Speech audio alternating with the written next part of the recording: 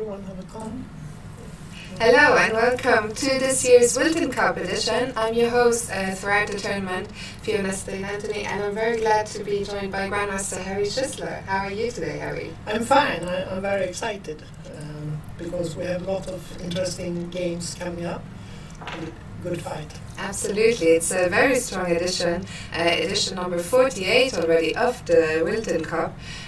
The main tournament, there are also others, but the main tournament is very strong. There's 160 participants, out of which 124 are titled 26 GMs. So there's no easy start for the top seeds already in first round. As you can see on top board there, the top seed with the black pieces, Tammy Nabati from Israel, is playing against an FM opponent rated 23-20. So no easy start, and I suspect we will see surprises as early as round one. Probably, yeah. So shall we start with this game? By the way, we should apologize just very briefly that you will not be seeing any player cameras today, but hopefully tomorrow they will be up and running, so we can also see what the players' emotions are like. But let's go through the games.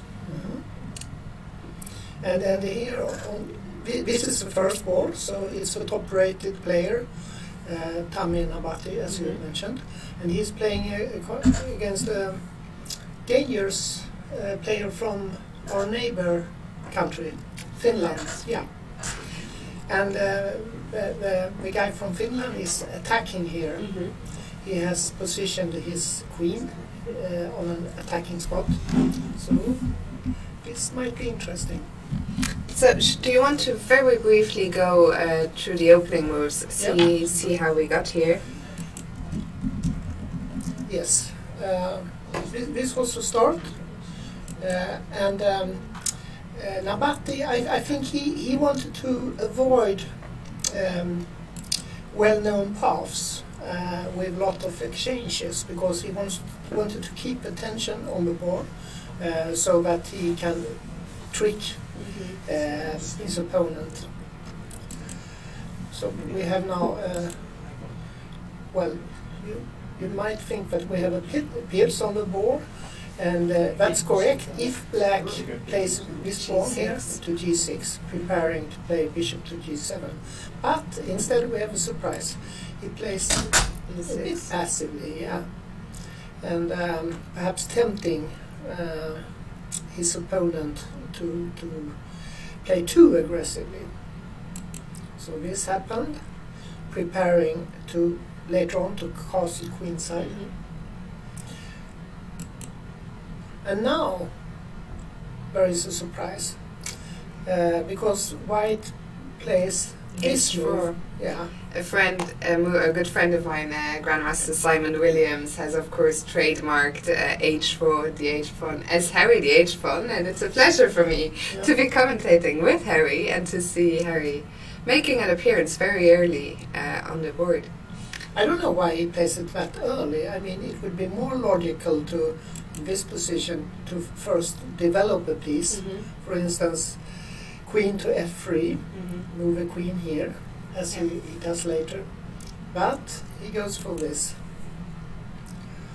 And black plays that. And that's quite typical in this type of play, because black has some problems to get that bishop into play.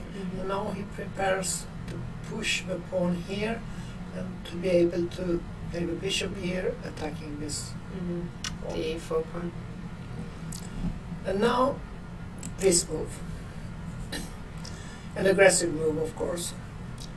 Now white is ready to castle queenside, and if black should play now a pawn here, then white may push here, threatening the rook here and the knight. So the only way to avoid losing a piece, I guess, now is knight d5. Yeah, and losing giving up at least a pawn. Yeah. So instead, we have this position, and I think we can of course just click on h6. Yeah. So he played, instead of b7, b5, he played this, asking the bishop where do you want to go? And white didn't want to lose any time, so he took here. Black took here. Now black has the bishop pair, but on the other hand, white has quite a formidable pawn center here and a lead in development. So he defended the d4 pawn by castling queenside, which is not a surprise. No, and of course this is hanging now, so it's possible to win that pawn, but when the rook file is opened up, and also black loses time, so that's very risky. But we have... Black is still thinking. Yeah, I don't think he will grab this, but who knows? So. I want to ask you, what's the point? You said you were a bit surprised by the move h4, especially now in this position. What was the idea behind h4? Well, one immediate idea was perhaps to avoid any combination with knight takes here, like this. Bishop takes here, knight takes c3. It doesn't always work, but at least he doesn't have to reckon with it anymore. So that's one purpose.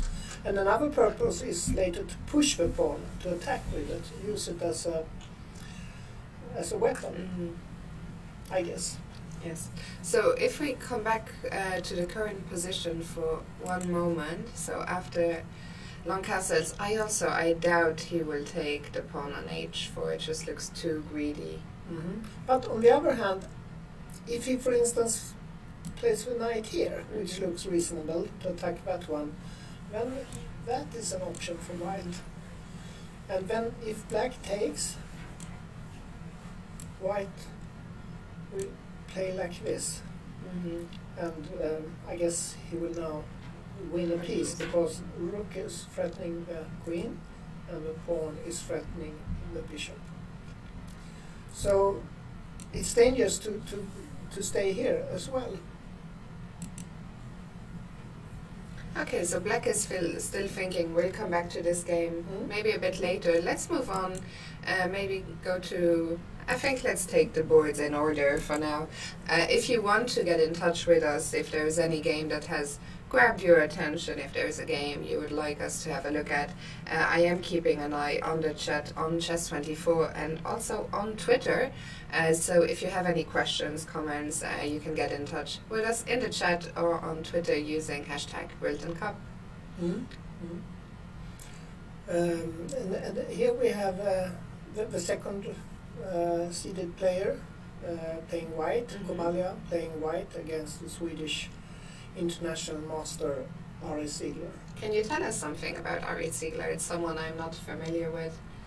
He's very booked up.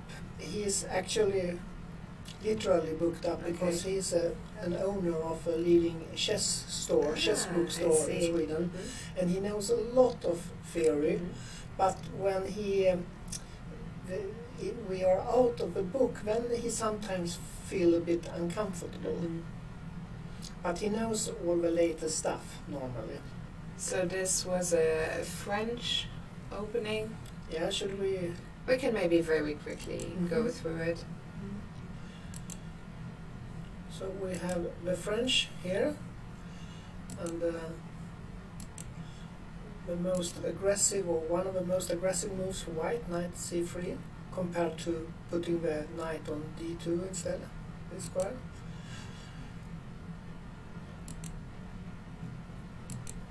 I think even that Ziegler has been writing a book about this French setup.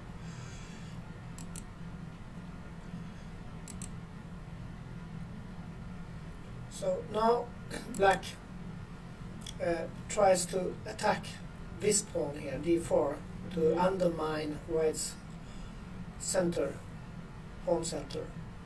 And that's quite a normal way to proceed. Very thematic. Yeah.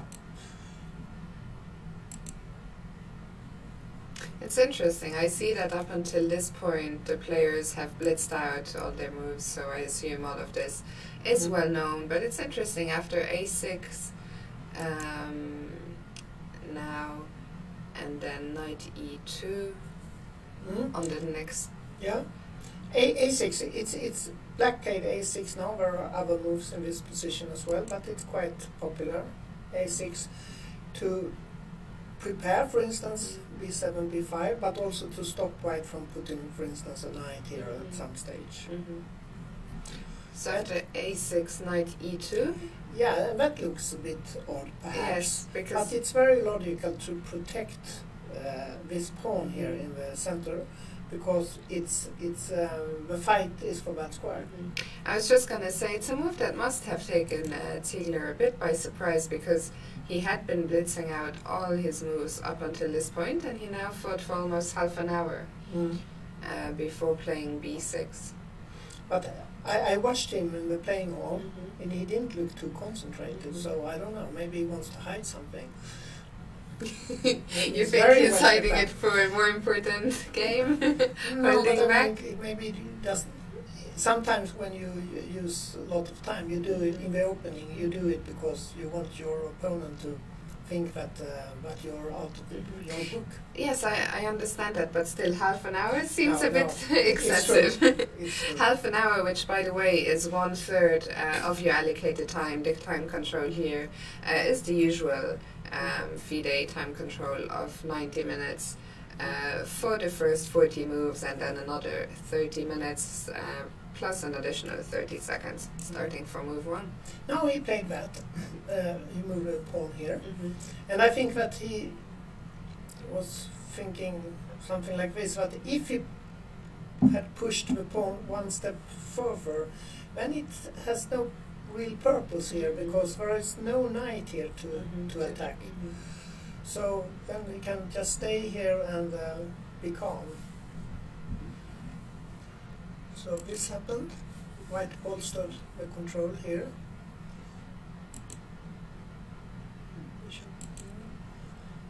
And now white started to attack. And that's quite a normal method to continue. You want to attack with F4 to F5 to put the pawn here. That's normal. And the pawn move here prepares that, and also leaves space for the white knight, the white bishop on F1. It can go here or here. Here. This is quite risky, because it opens up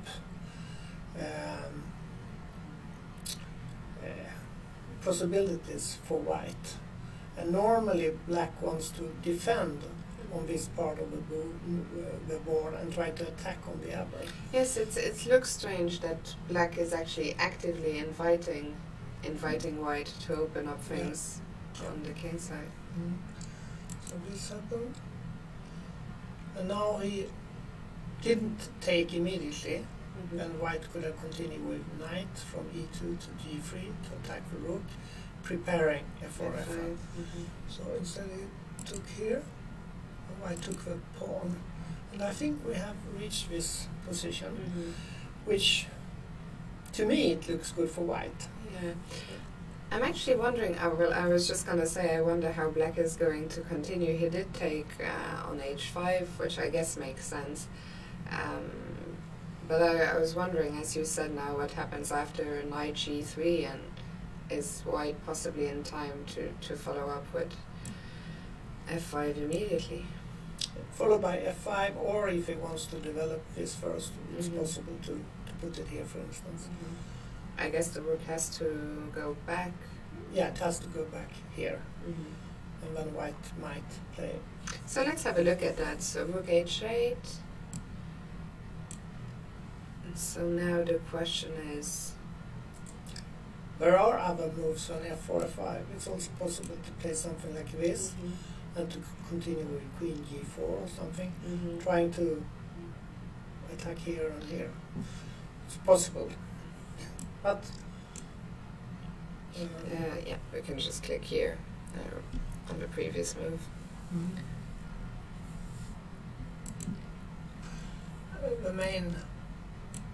The normal move is that one. And I think it looks pretty good for white. How are we going to meet Bishop B4 check? Let's just wonder. Well, yeah, we can look at that. Bishop here.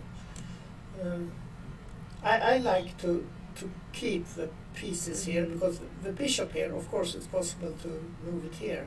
But I like it here because it protects that pawn, which is the foundation of white. So maybe king f2? Yeah. Here it's quite safe, it looks like. And this bishop doesn't do anything special here. So let's go back a couple of moves. Actually, let me try and find out. Yes, we can use the arrows. So after f5, I'm trying to find a move for black, but it's already not so easy, I think. He wants to move the queen and bring the king into some kind of safety on c8 or b8. But it looks already that black is struggling, because I was wondering after a move like queen c7, I guess I will take here on e6. Maybe it's possible. I was wondering what, and then follow it up maybe with knight g5. White has to be careful so that there is no maybe I'm missing something. Well, I just at some point, because we need to. For those of you watching us, we can't see the engine that is just below the board, but I see the evaluation bar just dropped from the giving a black a slight advantage. So maybe there must be something in this position. Maybe you're right. Probably some counter sacrifice. Yes, there is also this possibility to take with that one, and now queen takes, of course, but also to push, just to show the idea, but to open up for the bishop here to take it. Yeah. It's perhaps possible. So white has to be a bit careful here, but after this move it looks like white has some kind of an initiative. So in the game, let's just correctly. He played f5 straight away. Okay. That's tricky. Black can of course take here, but then I can play like this, trapping the rook. The rook can't. Once again, I'm cheating, but I see that the evaluation bar has dropped once again. So, is there something we're missing here? Is there any? What happens if we? Well, I guess we have to take on f3. I'm looking at rook f3, queen f3, and then maybe knight takes e5, once again with this idea of following. But now or maybe something like this. Threatening knight takes d4. Maybe, I don't know.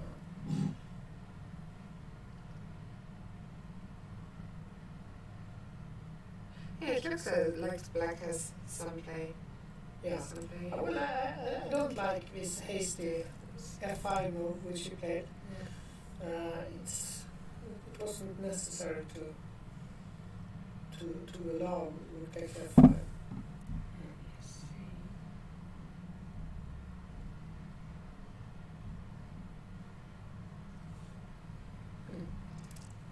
This will be a very interesting game. Yeah. Let's come back to this one a bit later. And let's move on to board 3.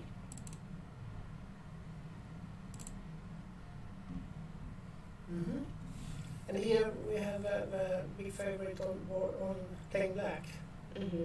Maxime Lagarde, who's an up-and-coming French grandmaster. He's very active. Before coming to Stockholm for the Rilton Cup, he was playing in Sitges in Spain. Before that, he played the European Rapid and Blitz in Skopje, so very, very active player, professional chess player. He did finish his degree earlier this year with the white pieces.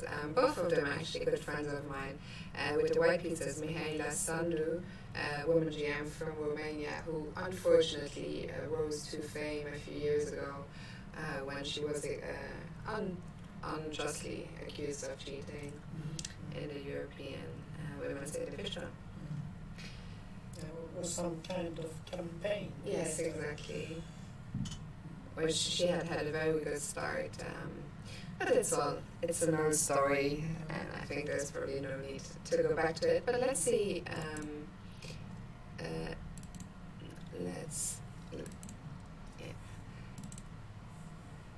We can maybe just very, very quickly click through the opening moves. Like this. Oh, very interesting. I don't think I've ever seen knight c6 played on such a high level before. I think Carlsen has, if I remember correctly, he played it, but he has played everything. Yes. But it's true. It's very unusual and not so well trusted. Now the old main line is to play d4, d5, but then black play like this. And we have an interesting struggle ahead. But instead, white played knight here. And of course now black can play e7, e5, going back to the normal variations. He didn't do that. He played d6. And now we get a weird sort of, once again, earlier we had the same setup with d6, knight f6, when you said if black played g6 we would land in the pips. And he did. Okay, yeah, it is game. here. But it's slightly unusual with the knight on c6. Yeah, it is, but it's possible to play with the knight here against the classical setup, which white's opening path is used to be named. But it's typical that black wants to play something slightly odd, because he wants, of course, to try to win against his lower rated opponent. But now we have a real hits.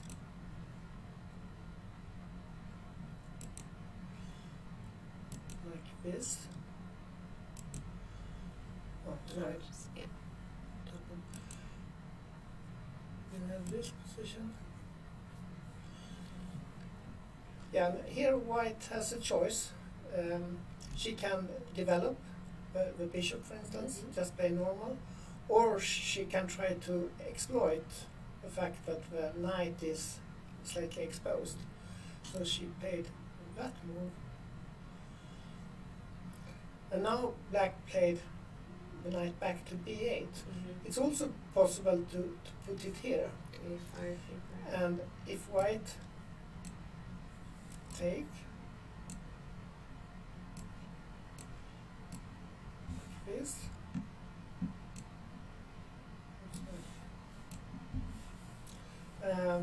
black has to try to continue with e7, e6 to get rid of those two double pawns. And it's a double-edged position. White is slightly better. So after this, black played knight here. Also possible is to put the knight here. On b4. It looks stupid, but the idea is that, well, it's not so bad placed here. And if white plays like this, black can play here. And later on continue with c6 or perhaps knight c5. And if white ever gives up the bishop from e2 for the knight, it's not such a big problem? No, because black, pawns. of course the pawn situation after bishop takes a6, b takes a6, it's more or less horrible for black, but black has the bishop pair and has a file here for the rook. So it's quite a dynamic position for black. So it's okay. I see. Yeah. But instead of all this, black played knight b8. When white played rook e1. Of course, it's nothing wrong with this. Black played e5. And white now made an interesting decision, because she took on e6 like this. If she does not take there, then it's difficult to make use of extra tempos, because the position is rather closed here. Black has wasted 2 moves to move this knight on b8 to first to c6 and then back. But if there are no open lines, then Black will slowly put the pieces into play, and that will be okay. So White took here, Black took, and now White played h3. Looks a bit passive, perhaps. I would prefer something like bishop g5 or even e5 at some stage, or knight d4, but okay.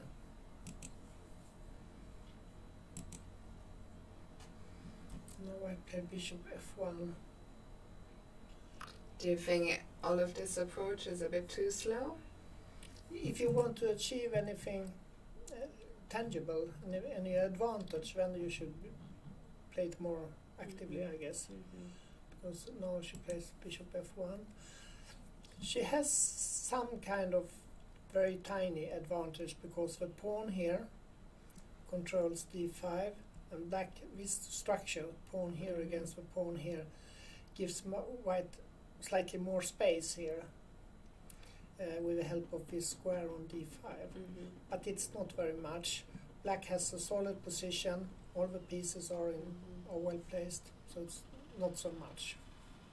Very small edge for White. I played h6. I played knight d5. It's quite early, but okay.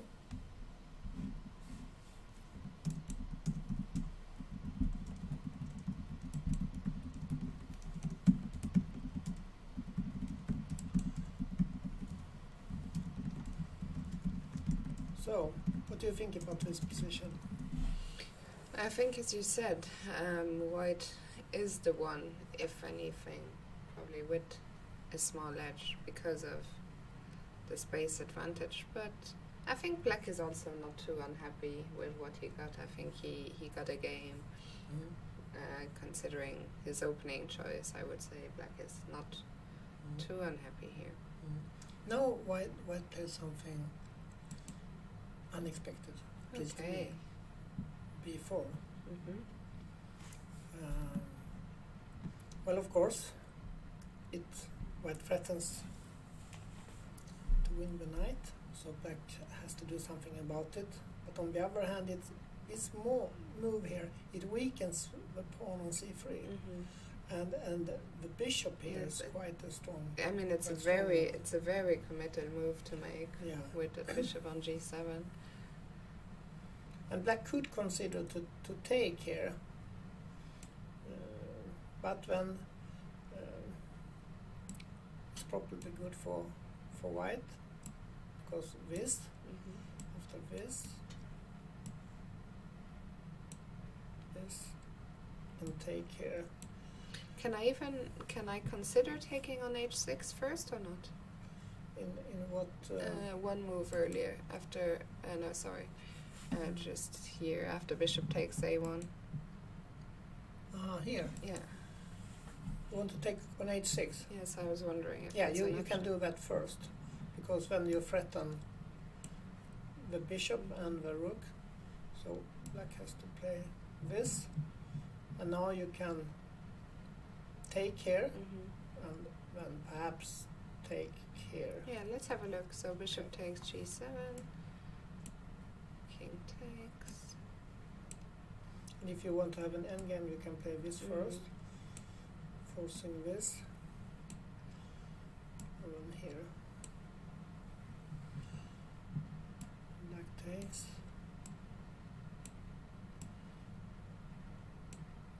And White has a bishop, knight versus rook and a pawn. And normally the bishop and knight are worth slightly more than rook and a pawn. So it looks a little better for White. Can, for instance, attack here. Do you think this is better for White, or it's better to keep the queens on, to not play queen d4? So if we go back to the position after king takes g7, because of course we don't have to play queen d4. Would you rather have the endgame or would rather keep the queens? Against a strong grandmaster from France, I would prefer to have endgame.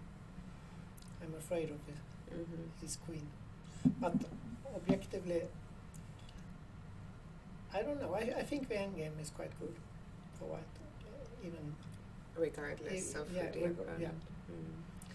But Lagarde avoided all this and simply retreated with a knight like this.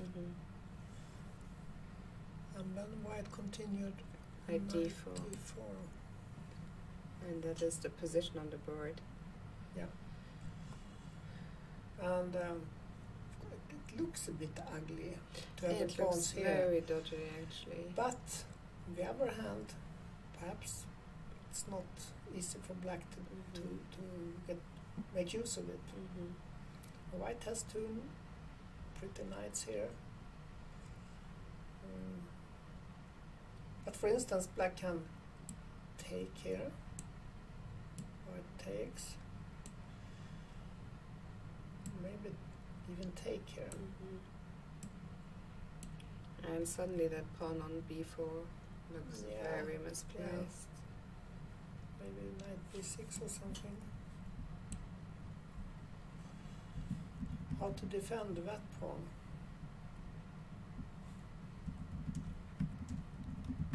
It's not possible, is it? No, it looks very difficult. You have to play something like queen b3.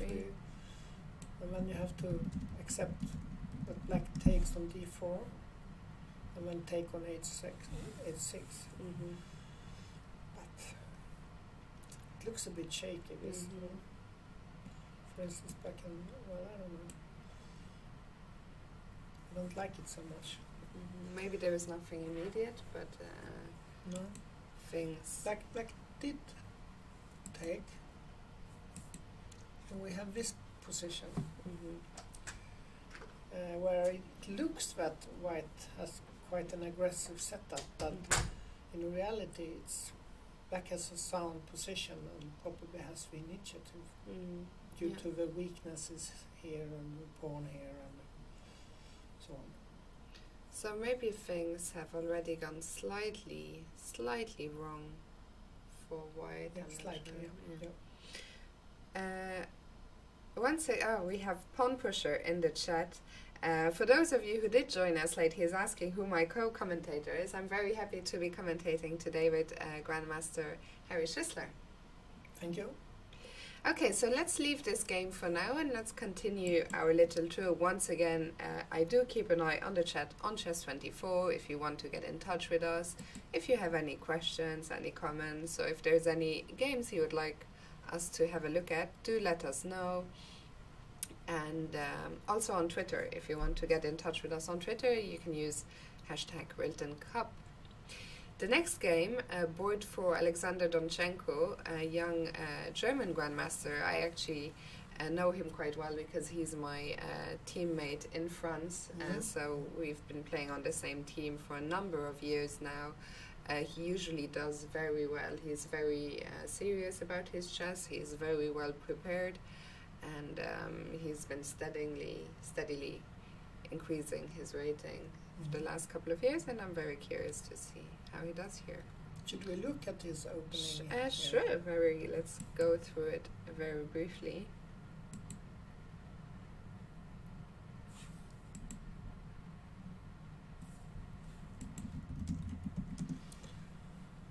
Does he usually play d4? It's funny because I was in the playing hall upstairs. I think he's very versatile. I think he also plays e4 unless I'm mistaken, but I think he has a very broad opening repertoire. I think he plays both e4 and d4. And he plays against a guy from India? Actually, India, I saw when I was doing some brief homework before the first round to see who's playing here. India has almost as many participants in the A group, the so-called, well, it's not called the A group, it's called the Rilton Cup.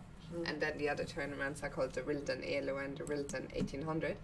But India has 25 participants in the Rilton Cup. Sweden 28, so just edging it.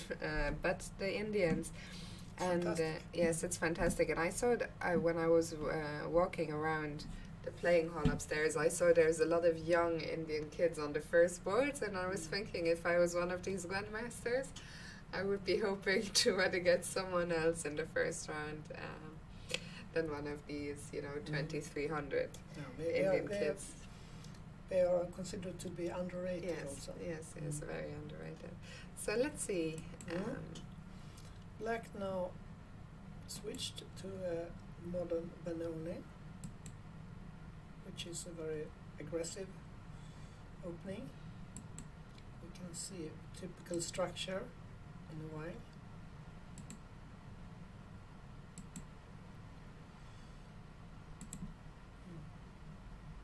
Like this. So black has accepted that white gets some kind of pawn majority with d5 pawn and e2 pawn against the d6 pawn, and this gives white chances to attack with e2 to e4 and e4 to e5 later. So black has to be careful about that. This. On the other hand,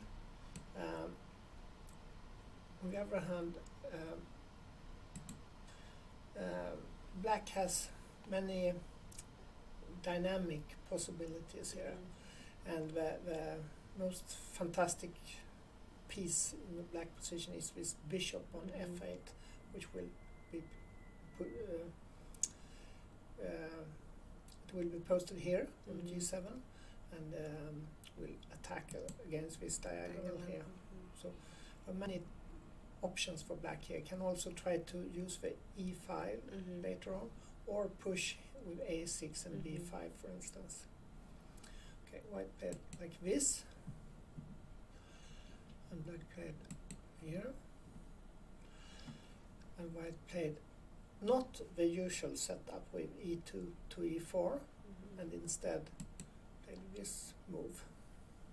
And white wants to exploit this slightly weakened pawn here. I have to say the Benoni is an opening I've never played with either color, so I am completely unfamiliar. Is this also a main line? Or I mean, I guess e4 is the main line. Yeah, it's one of it's very well known line. Okay. And the idea is now that if black plays, for instance, knight here, then that pawn on d6 is no longer protected by the queen, so white can take here. Also stopping black from, preventing black from this is probably just a winning position.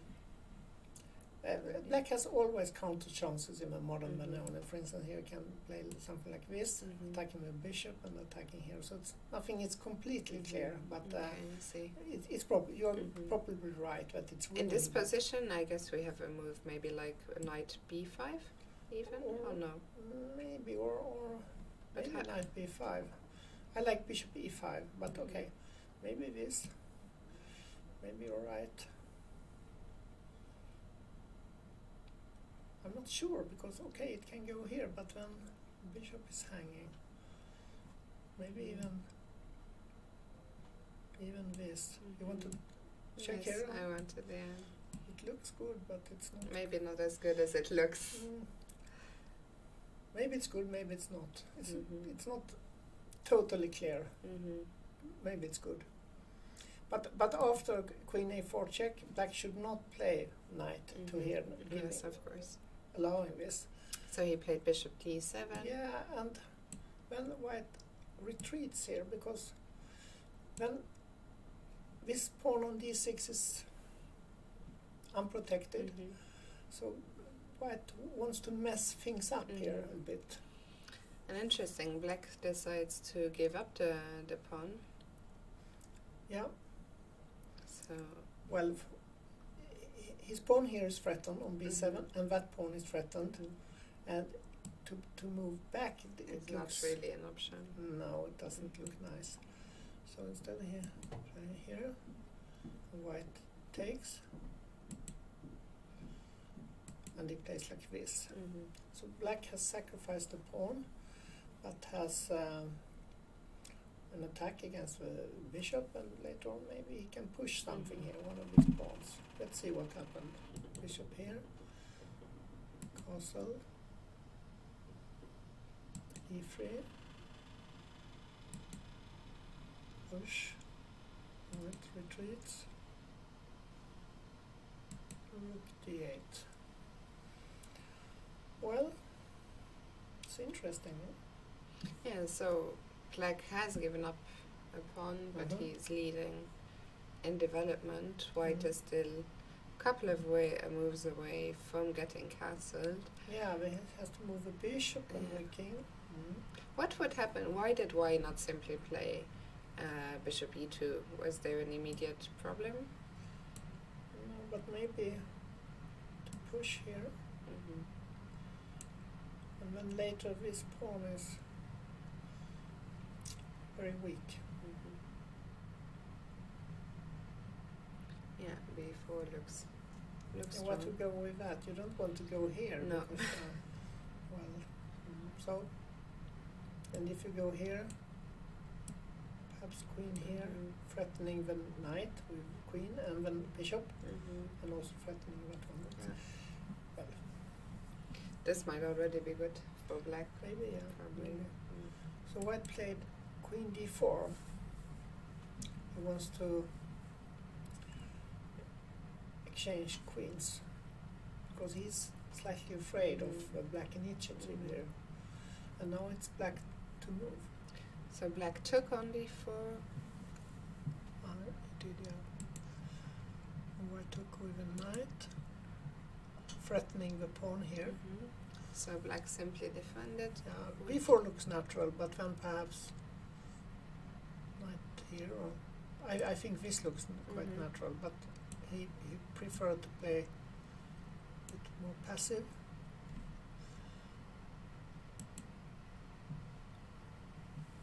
This is position, yeah? Yeah. White has a pawn more,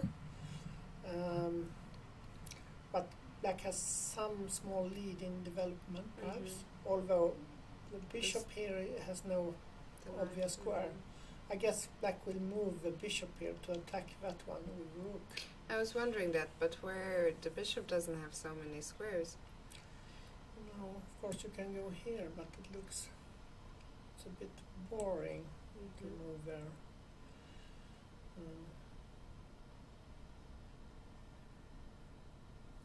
What else? I was wondering. Maybe white is slightly better here with this extra pawn. It's not so easy for black to get it back. Pawn Pusher in the chat is asking, do queen trades not favor white in the Benoni? In general, yes, because black has dynamic chances and white has a sound strategic position with his two pawns in the center. But of course, it's always It's a very to practical, the concrete concrete. situation. Yeah.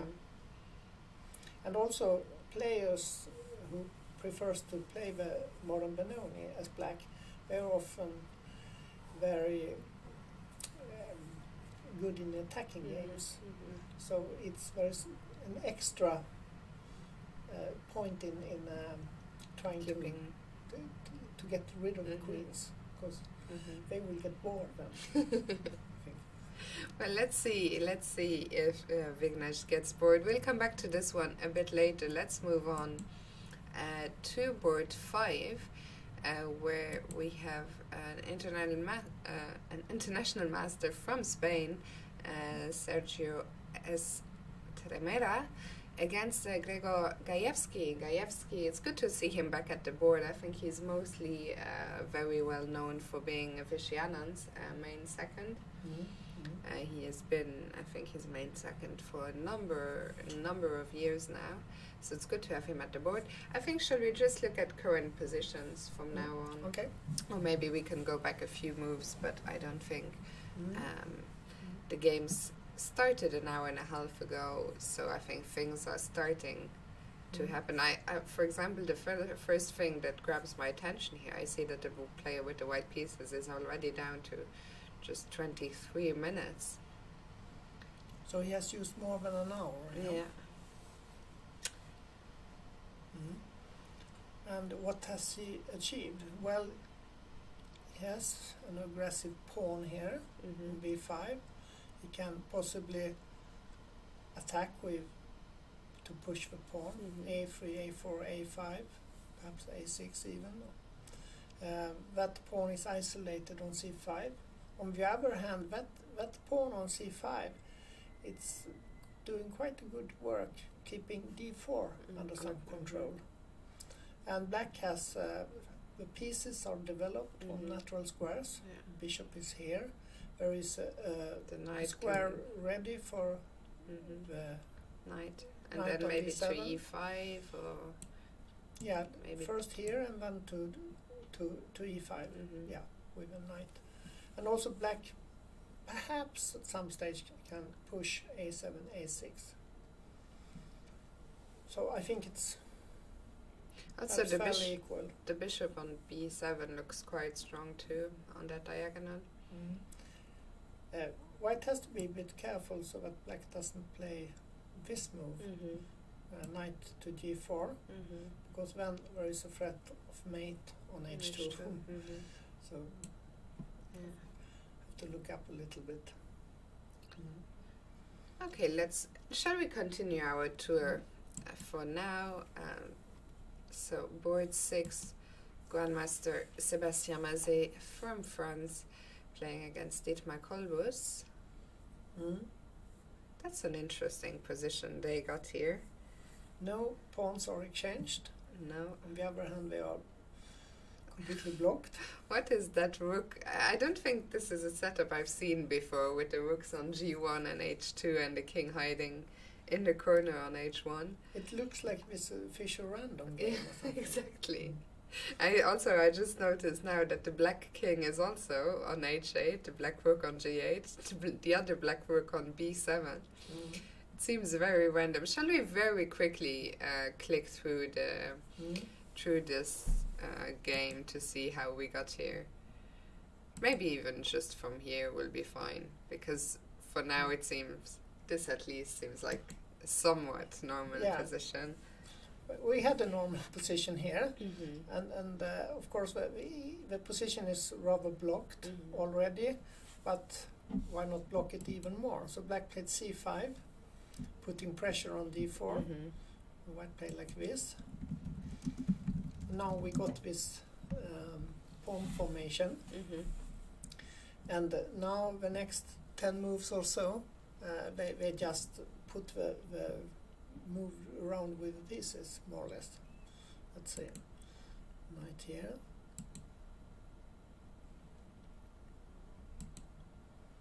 And that's quite typical, because on b7 the bishop doing anything. No, not at all.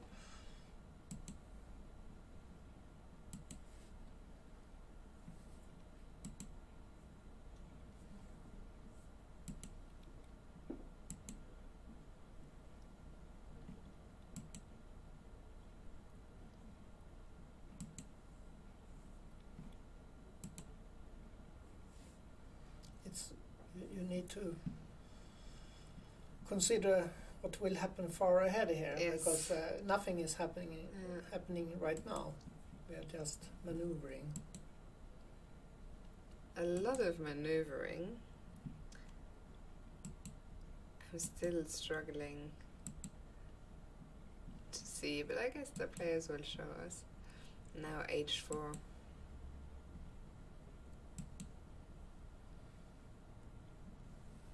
Knight e7. Is that the... Let me see. I think that, let me see on my laptop, but I think that is the current position. Yes, that is the position on the board. I think we just need to scroll down a little bit for your view at home. Okay. looks about right. I can't see the evaluation here. And No. It's quite nice because the audience, they will will know more see, about yeah. me about the evaluation. So how do you, oops, I did not mean to start our, I did not mean to start our video. Yeah, so how do you evaluate without seeing the computer?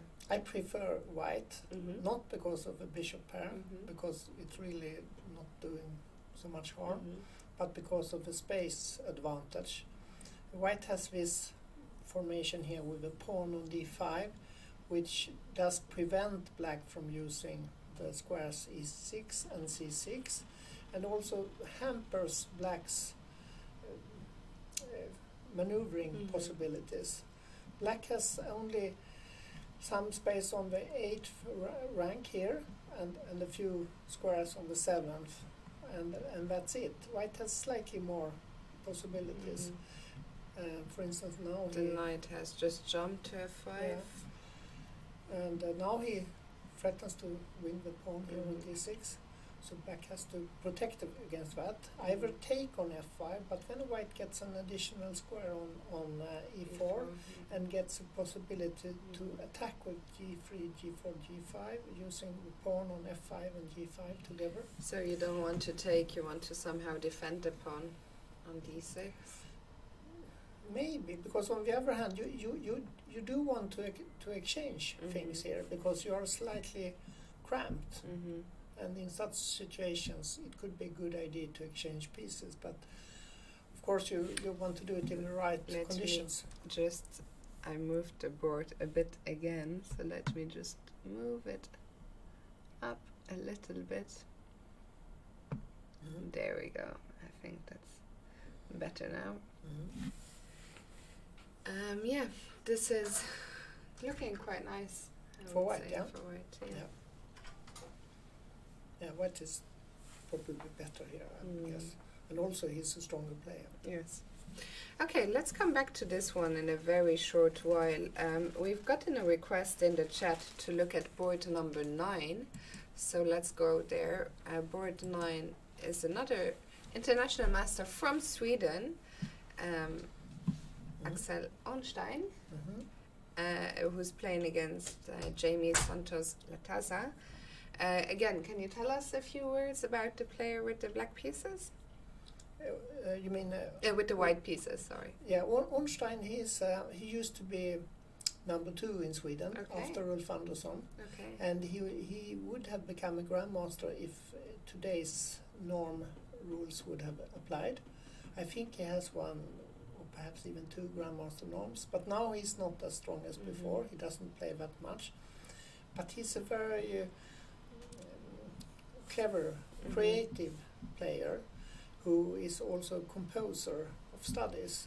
So he sometimes finds brilliant maneuvers, but on the other hand he also makes hastily decisions and big mistakes. But when he really gets things going, he's a very strong player. Well, the position on the board looks very concrete already. Let's maybe just go back a couple of moves to see how we got there. Yeah, let's go here.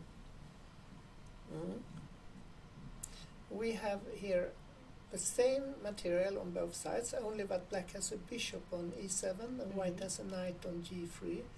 And the position is rather open compared to, the position we had before with 8 pawns. So it's quite good position for black, because the bishop can move freely. And also the white pawn structure, if we look at the pawn on c4 and especially the one on f4, it's not damaged, but it creates holes. For instance, e3, f2, f3, g3. It's a bit unsound. So black is probably better, I would guess. White plays like this. And now something perhaps unexpected. Rook here. Of course, it threatens the queen, but it can easily move. But I don't know why. Why didn't he move to c7? to keep an eye on B7. Surprising. Looks natural. Perhaps he's afraid of rook g3. Threatening knight takes h6 check. I don't know, black can play king h8. He didn't like that anyway. Maybe, yes. So he played queen f5. And now white took on b7 and black had a counter-attack, rook d2. And of course white has to be careful, because if he moves somewhere, I don't know, if he moves b3 for instance, it's a terrible move, then queen takes f5. So he played b4, attacking himself. What happened then? Queen takes b4. Yeah. And I think, let's see, yeah, this is the position on the board. So what are white's options here? Well, he has to take we it. have I see to. no I other don't. reason. There is no. No. There is no other I don't think so. option. So let's have a look. Rook takes b4. Rook takes c2. And we still have this position with a strong black bishop compared to a not a bad knight, but still a knight. So slightly better for black. Has an active rook as well. He only needs to get the other rook into the game. Can we go back to the position after queen takes b4? I'm just curious. After yeah, queen so takes b4, queen takes. I'm just curious why white is thinking. Curious if there's is a move like queen b3 an option or no?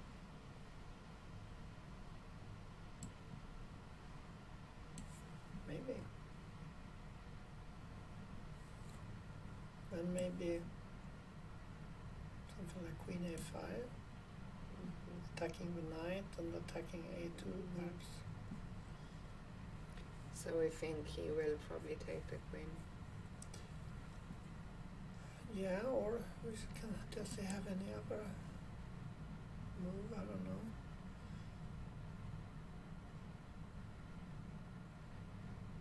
It looks natural to take on b4. Yeah, I agree. Okay, an interesting position. We'll come back to it a bit later. For now, shall we continue our tour? I think we skipped a couple of boards, I think 7 and 8. So let's go to board 7. On this board, I have to say I was gonna say I'm unfamiliar, but actually the player with the black pieces, Murali Kartikeyan, I remember him. I think I first saw him play in London 7 years ago, when he was very, very young. He is now an almost 2600 GM, and playing against Vladislav Shishikov from Russia. And a Russian that is not so highly rated. 2300 FM. Let's just stay with the current position, I would say. A lot of pieces are still on the board. In this position, what's your first assessment of this position? I like white's grip on d5, where he has quite a nice knight. And all white's pieces are located in nice, okay squares. Black is slightly cramped, has no real active possibilities, has weakened the pawn here slightly. So I prefer white.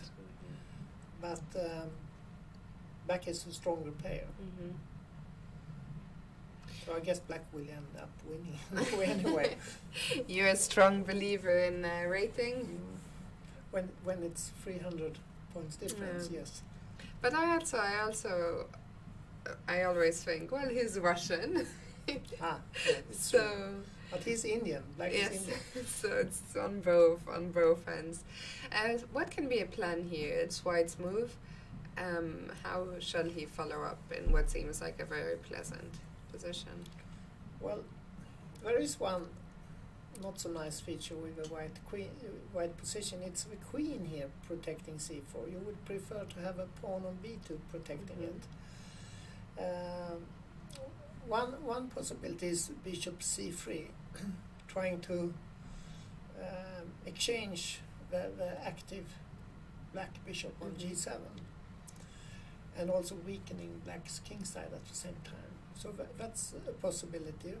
But if he plays this, perhaps black wants to play something like knight here or something to attack c4 or at some stage. I don't know. It looks good for white this. Perhaps he can play now h3, for instance. I don't know. So after h3? Okay. I don't know. Maybe when black will take here.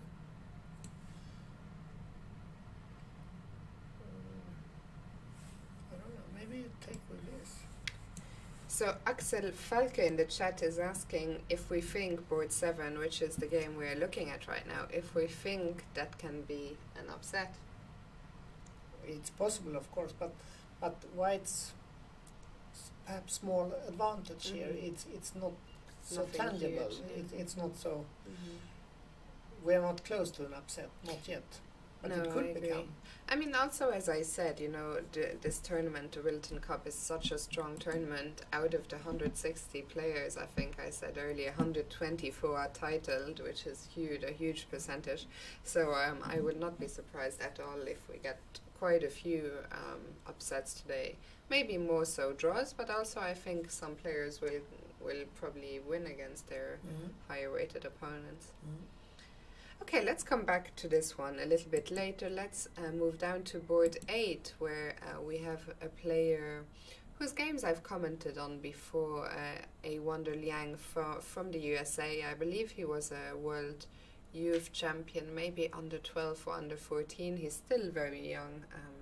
Not exactly how sure. I would guess he's around 15, 16 now. Already rated almost 2600. And he's playing against Hannah-Marie Kleck from Germany. And what do you think about the position? I'm thinking.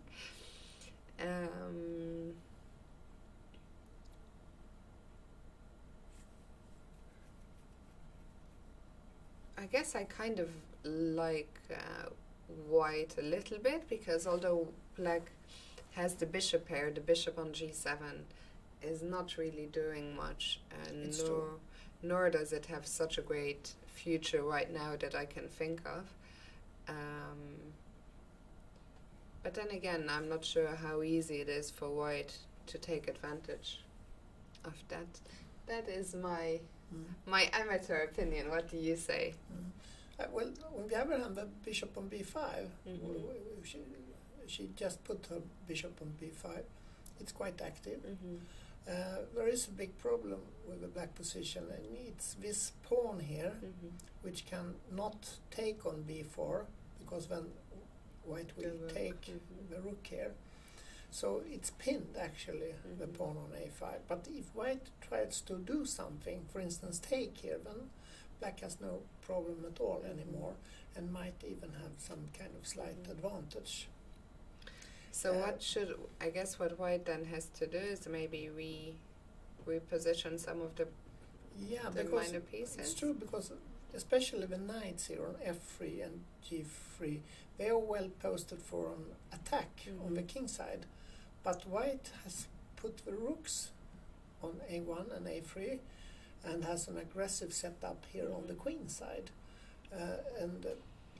so the knights are really they're not active at all.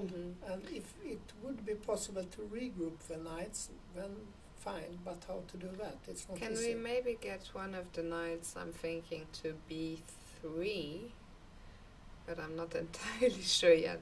I want to somehow liberate the d2 square. Maybe, well, I was thinking about one move here, maybe something like Queen A2 tripling. Yeah, and try to win the pawn here. Mm-hmm. And also, at some point, not now, but later on, push here. That's an option. Then I guess black will play something like this. And A4. Yeah. And that's the knight on B7 is not well placed, but that's the only big problem black has here. So I guess black is okay here. An interesting positional struggle. Actually, Queen A2 has been played. Does black have any options other than taking on B4? White has a clear threat to take on A5, and you cannot protect it, the pawn on A5, and you cannot take on B4 because the rook is hanging. So the plan has to be something like take and A4 or play A4 straight away. That's also possible. Although I see that once again the evaluation bar has jumped. It can't be trusted at all times, but I feel that maybe there's something for white here. Is white better according to the computer? Yeah, I don't see the evaluation, I just see the bar on the side, which has jumped to almost +2 for white. +2 already, okay. Yeah. So A4 doesn't work then? I mean, sometimes the bar is not to be trusted, but I was wondering, I guess, but C4 can't be moved because we can take on B4. What could we be missing?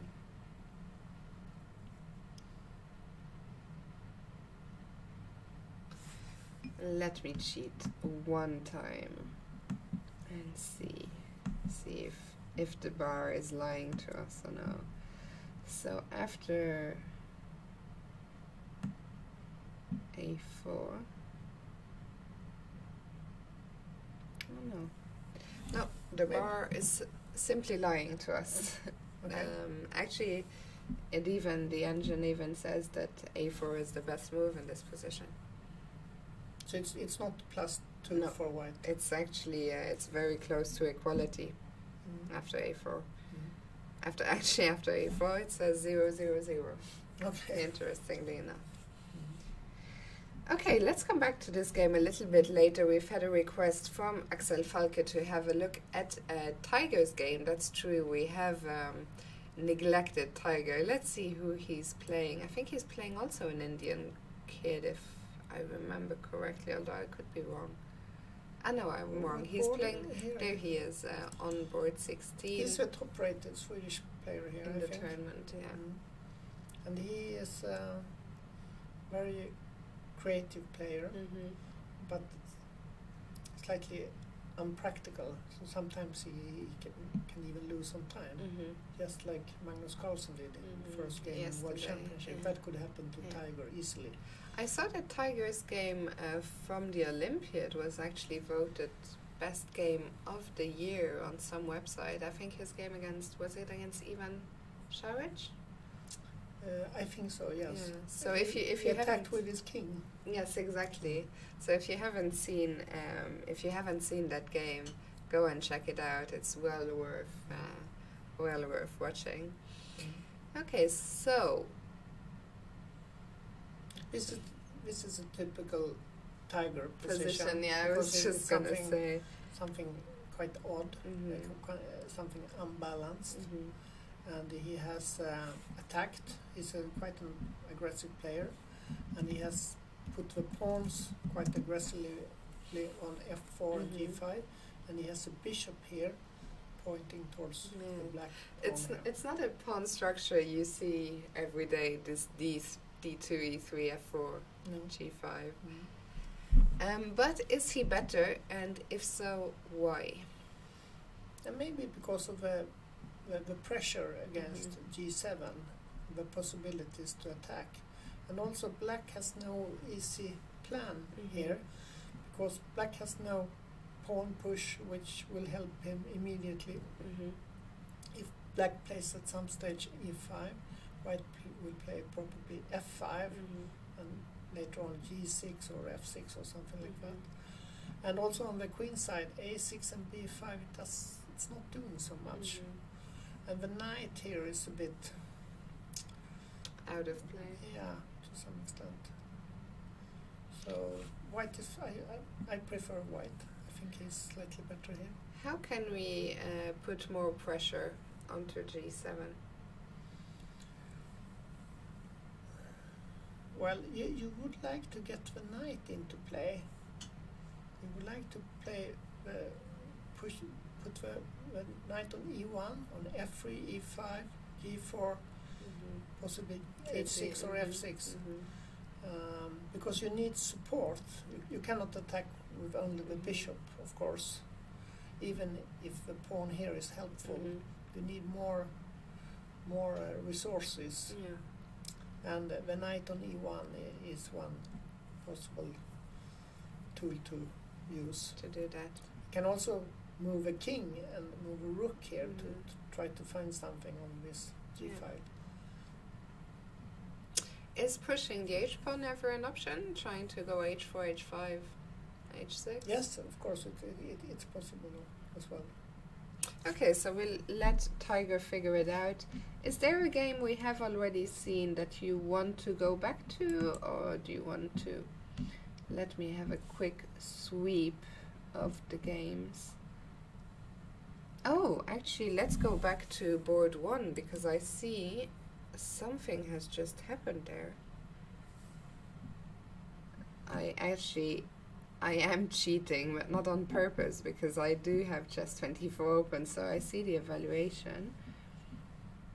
And it looks like the player, if we go back one move after knight d7, it looks like Tommy Lukonen missed a great shot here.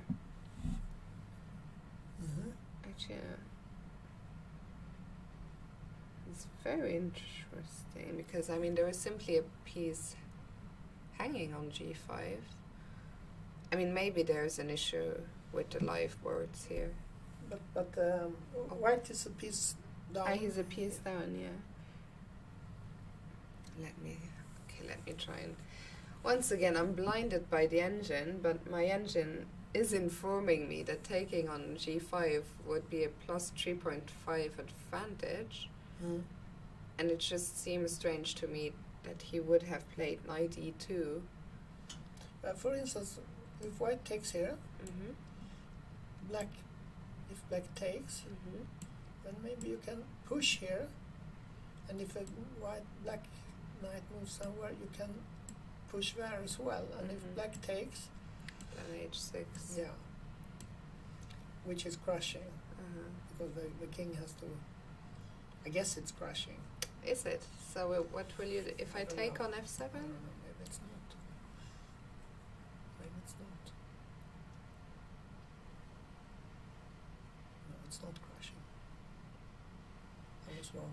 Actually, let's go back. I can just, for once, since white already played knight e2, and it's also what is very strange as well is that it seems like white played knight e2 after only 2 minutes, which strikes me as very surprising. How much time does he have left? Well, 50 plus minutes according to this. So something might be wrong here, but because I would prefer something like take here. That is all. No, that is not. There are 2 moves according to the engine that are completely winning: taking on g5 and playing e6. E6 immediately. Yeah. Okay. That looks natural and powerful.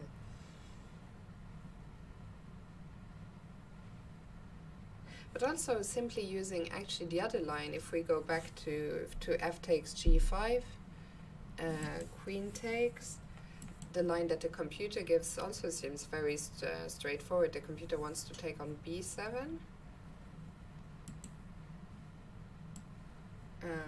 Rook takes and knight f3. That's nice, because you want to kick the queen away so that you can take on h6. And if black plays here, you can, for instance, play something like rook here or, or something. Yeah. So the computer is saying queen h5. If we go back, queen h5, and then simply take, and then e6, and then suddenly again the pawns. Now suddenly you're playing end game with two connected pawns on e6 and f7. Later on you maybe will push even, depending on what black does. And as I say, the computer says this is just completely winning. It looks completely winning. For white. Of course black can take here, but that's not the end of the day for white. No, yeah. White simply moves the king here. So this is one line that the computer was saying was winning, and then the other, as we just mentioned, e6. Yeah. And what about the carrot? It looks very good for white. Pawn a piece down, but this bishop is just waiting to be eaten. I just realized maybe white thinks that he can always take the piece on g5. Can he not? He played this, yes? Yeah, he played this.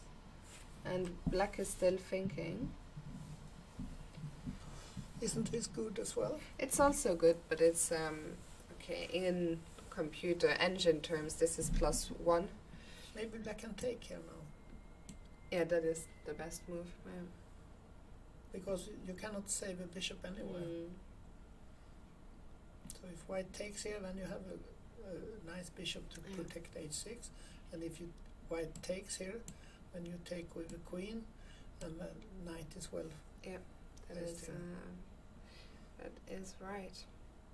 So it looks like a big missed opportunity here for white. I mean, we could have had theoretically an upset on board 1, which would have been a very big upset, 350 rating points difference.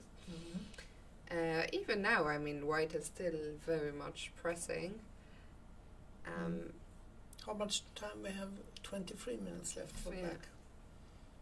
So white is still the one with the better position, with half an hour advantage on the clock, so potentially still a big upset on the cards. But in my experience, it's very difficult, those very strong players. When you fail, you know, to finish them off immediately, they will, you know, escape. Yes, very often.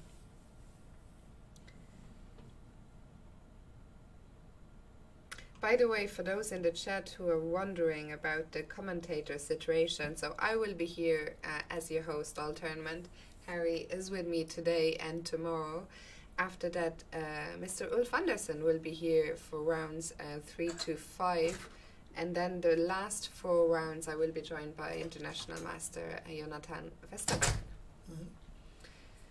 Okay, so this one, let's keep an eye on it. Let's go back to... can we very quickly go back to Mazé's game? I was very interested in that. Board 6. Just to see how that is coming along. We left the... After knight f5. Here, and black decided to take with a knight. Which we thought was not so great. Well, no, but it was a not so easy situation. To find an alternative. No, rook here. Push. Knight here. Bishop e4. Yeah, because that's white has gained quite a nice square. A very nice square for the bishop, yeah. No, f6. And white is thinking here.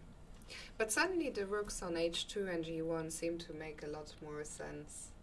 Because, for instance, white can push now. Immediately g5. Let's have a look at that. He just played queen c1 actually. Just as we were going to have a look at g5. Queen c1 also makes perfect sense because white wants to take here, and black cannot escape do anything with the knight. About that. No. Yeah. He also cannot defend it. Well, he can theoretically play g5, this, but it looks quite risky. If white takes here, then black will be able to take here. It's possible. And instead, if white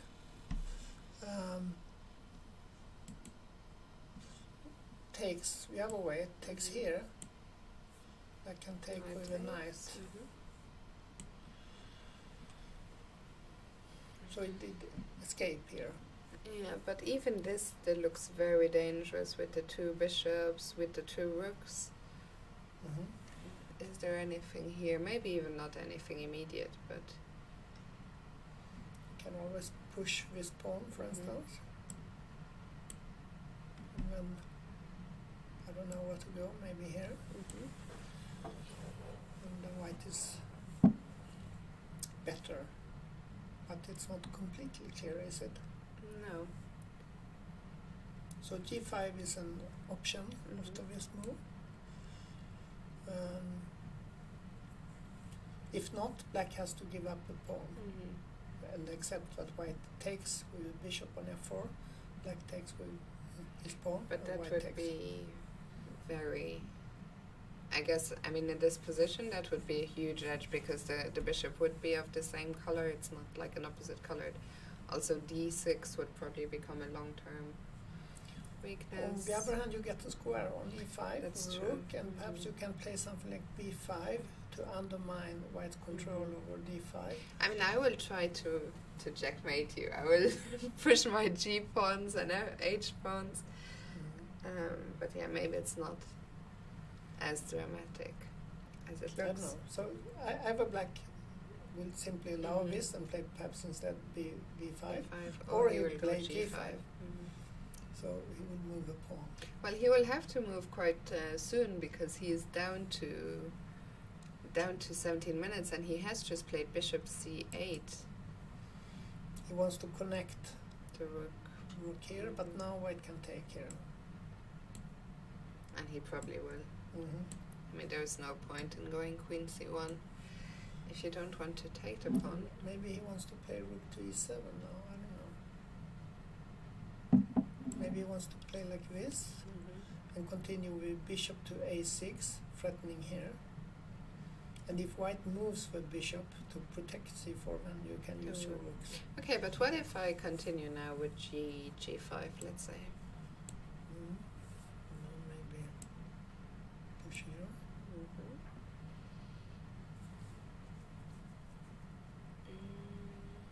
What if I... h5 or? No, I was thinking what... Okay, if I take on f6, he will take with the queen. Yeah. And then...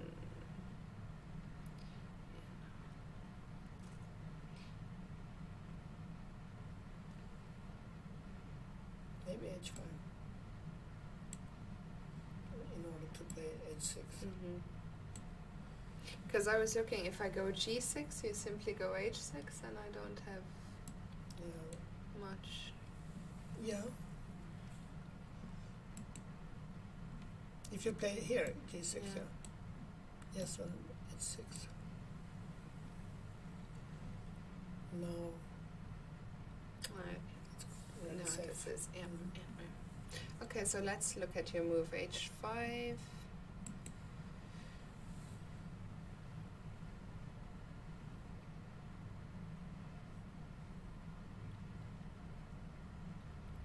Maybe bishop a6, or is it too risky? Or am I mated then after h6? h6. Maybe. Suddenly the attack is coming very quickly, it looks. Like this. Rook g8. Now maybe g6. Or? It does not look so nice. No, it doesn't look nice at all. Quite risky, Yeah.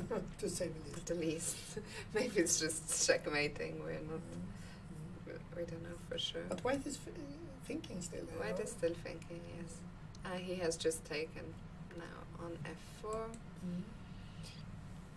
And black will, of course, take. Yeah.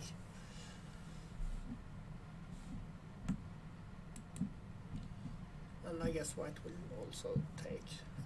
It's not mandatory, but it's normal.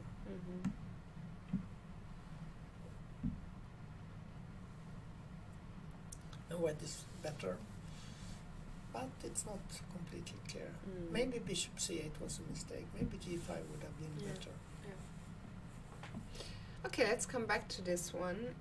Is there a game you want to check back in on? Well, what happened on the first ball? Has anything happened there? Let's have a look. I think the only thing that happened is black did play knight takes e5 and white is thinking He did take on... on e5. It's just down here. And white is thinking in this position. And perhaps white is still better, but black is Yeah. kicking. Okay, exciting. I wanted to have a look at a game that looks quite interesting on board. There is On board. one interesting move here, just to have a short, quick look. Knight d4. I want to put a knight here. Check. Maybe it's interesting for white. And he has actually just played He did that. knight d4, but for some reason I'm not sure why. But I see that once again the evaluation has now dropped into black's favor. Just a tiny bit. Okay. Actually, it's around equal now, funnily enough, after simply queen e7. Protecting e6. And if you take here, then black will probably go here, I guess, I'm not sure, but it's possible. To stop white attacking here. And later on you can take on f7.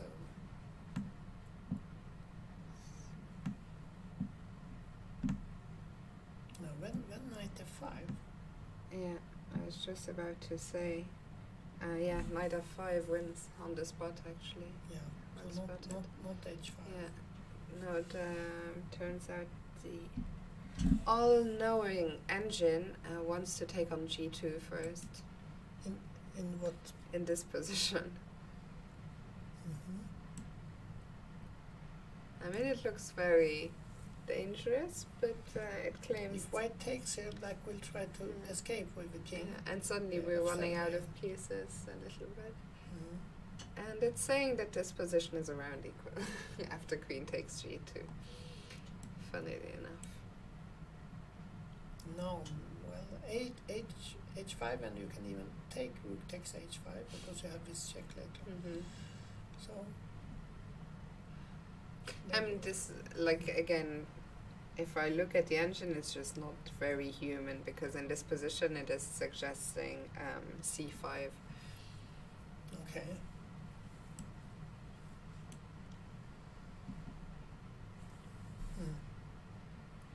But yeah, I usually don't like looking at the engine so much. I'm not sure if this is all very human, this line. I doubt we will see this appearing on the board. It's not impossible, It's but we'll see. Interesting. So the position Black is like is this thinking after Yeah. knight d4. Yeah. Okay. Okay, we'll come back to this one. I wanted to check out board, I think 15, or let's see the lists. Yeah, board 15, I wanted to check out the game between Eyvind Risting and Bartolomé Heberla. Just thought it was quite an interesting position. Piece is all a bit at random. But the black piece is at random in the middle. Yes. But the bishop and d4 Looks like a monster. Yeah. So it looks pretty good for black. Yeah, I was wondering if there was an immediate blow even here for black. Black has a pawn less, but has much more active pieces.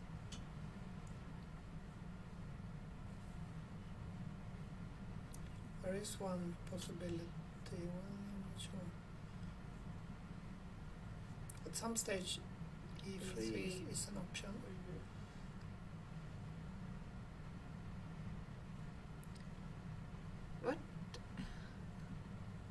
What happens after e3 immediately? Well, he probably has to take it. Yeah, true, it's probably true. I completely forgot about the bishop on c1. Yeah, no, this is probably not good. Let's go back. So knight d1. The white retreat to do with this knight to d1 to protect his colleague here, f2. And of course you want to do something tactical here, because white's setup here looks not very harmonious. The question is how. Can we bring the queen in somehow? Queen h4? Or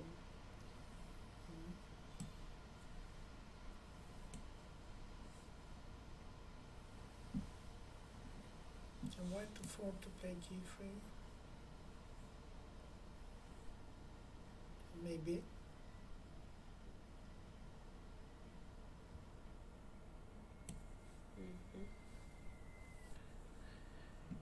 Queen. Where do I want to go? Do I want to go back to f6? Do I want to go to h5 maybe? But maybe you would prefer white to have a pawn here. Maybe. It's possible to play like this, yes. And provoke change. But it's also in this situation. What's white's next move? I think it's knight e3. Because if it does not go knight e3, what other move does he have? So can we maybe even play a move like queen f6 to hit b2? Yeah, I like that. Because if knight e3, you can take care if you want to at least. So I like that. And what else can white do? b3 looks strange. Is it possible?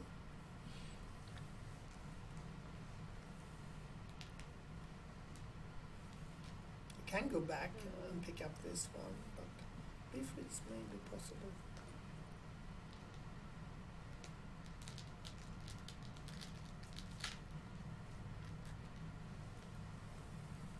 Maybe run something even stronger.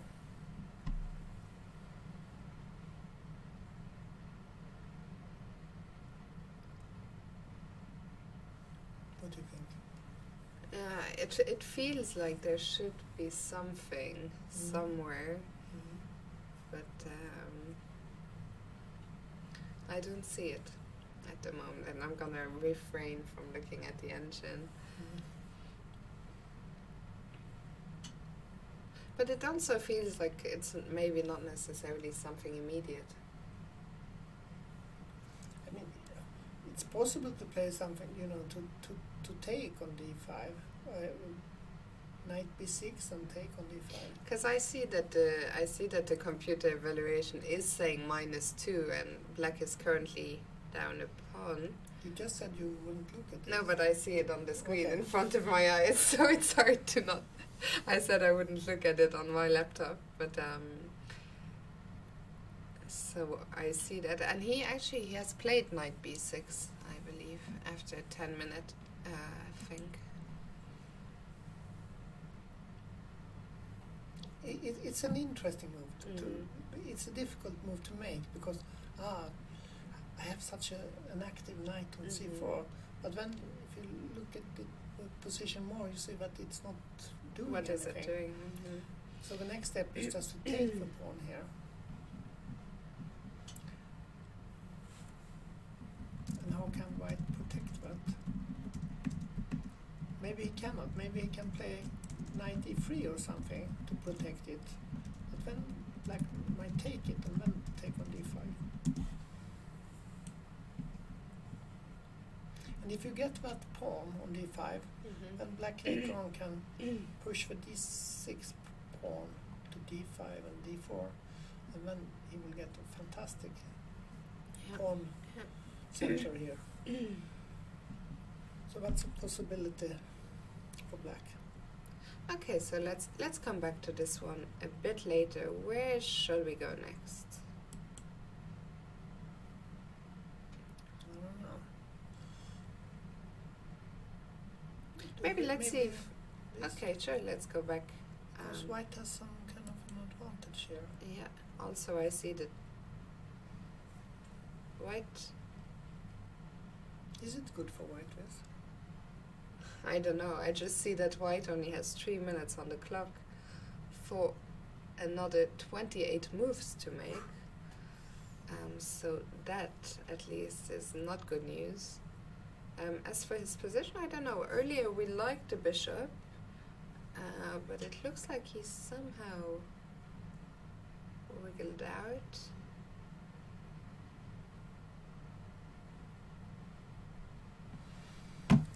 I think the computer said that white was better, but I prefer black. I don't know. Yeah. There's something wrong with my evaluation here. By the way, it looks like we've had our first result, and the first result is Kaido Kulauts winning his game against Benjamin Daut. Maybe we can have a very quick look at Which that. board? It's on board 14.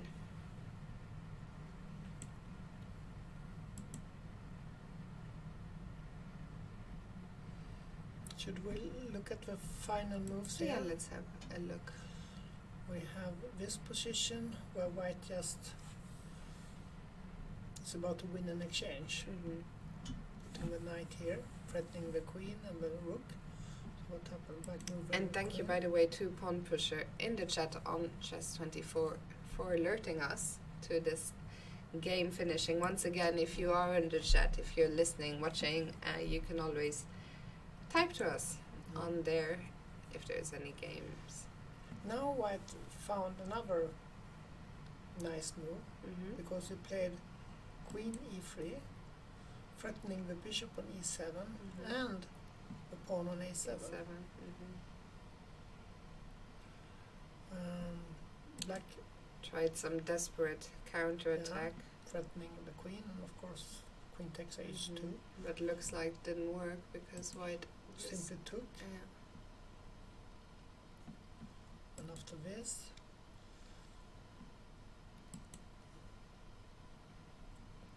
black had just a few checks. Yeah. There's no more check. And it looks like white found a nice way to wrap up the game with knight takes d6. Yes, because it's mate in two. If black takes with rook, Queen e8. yeah, exactly. And black has to put the rook on d8 and then we take it. And if instead pawn takes on d6, then white will check with rook. Yeah, we can put it on the board maybe. So pawn takes, rook c1. King b8. No. Mate. Yeah. So it looks like a nice game by Kaido, and the first player to win his game on the live boards. So let's go back to the game we just came from to try and figure out what's going on there. Estremera against Gajewski.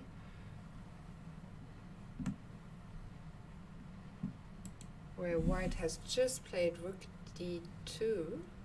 No, but now the computer's evaluation has switched. It's Now black jumped is- to black. And why is that? Well, the bishop on b7 is very strong. The knight on e4 looks good, but it has to move sooner or later, and it has And no then- fantastic Yeah. square. And also the g2 is under attack. Of course, now black has to move the queen and do something about the queen. So he will play something like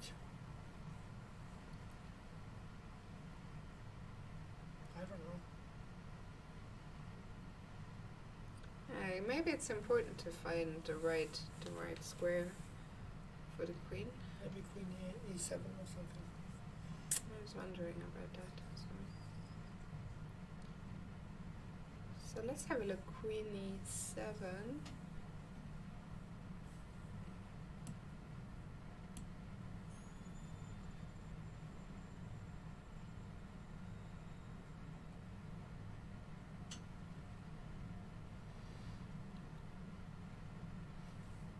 White can take here, but then it first has to play rook takes d8. Yeah, so what happens after rook d8?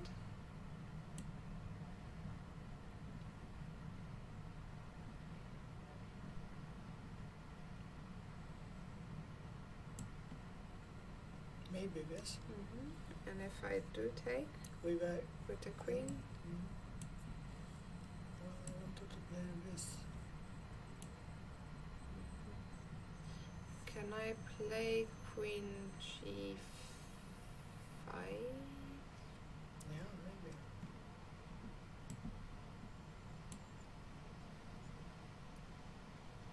Black has to take.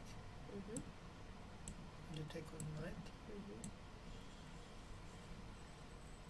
And it looks like I've survived the worst, at least. Maybe. Maybe. I mean, maybe here. No.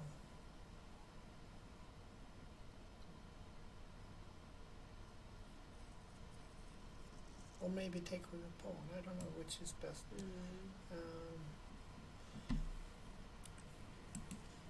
Pawn takes g2 is also possible. Or okay, maybe white has. I think white has some problems, but Not has as chances bad. Yeah. chances to survive at least. Okay, let's let black think about this one. Let's see if there's anything dramatic happening in any other game. Let's go back to Tiger's game, actually.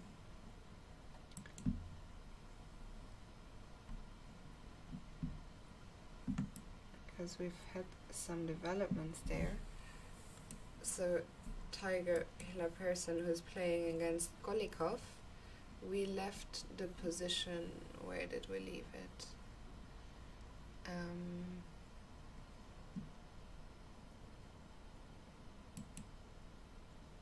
No, it was A bit before. earlier, yeah.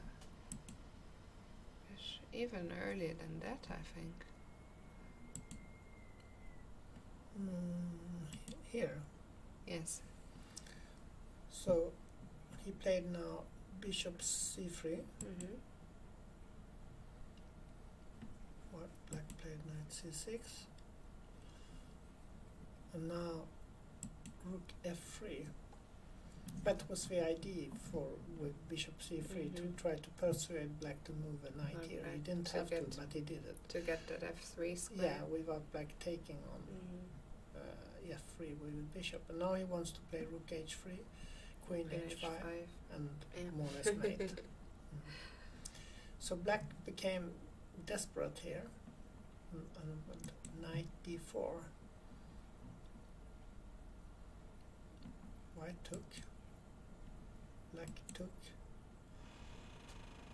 and white took with a knight, and black took on here, f4. white took,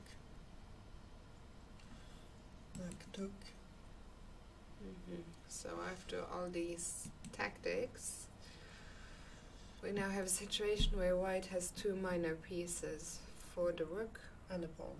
and Yeah, but white's bishops are very active, especially the one on c3 is dangerous for black because it's threatening on d7. Black can play something like bishop d6, or I don't know, maybe, I don't know what he should do. well, he just played queen c7. Okay.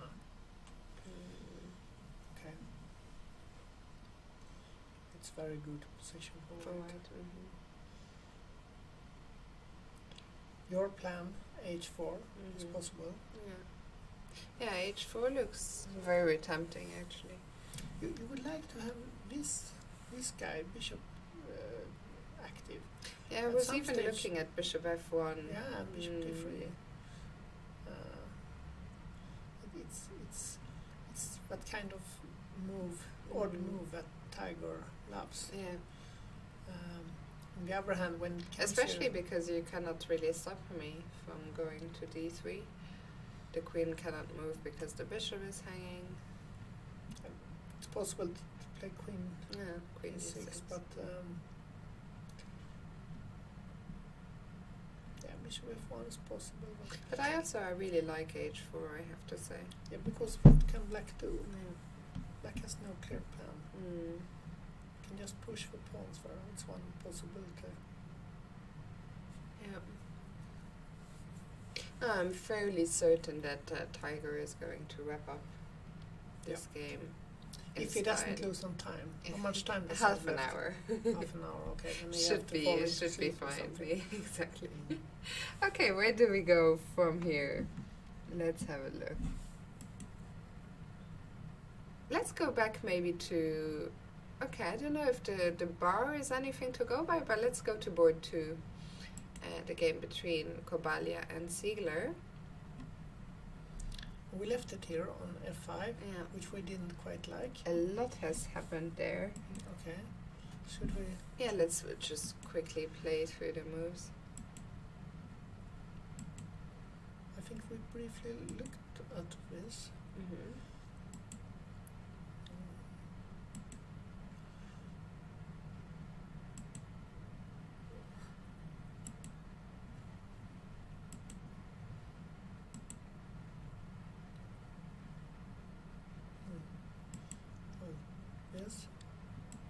This.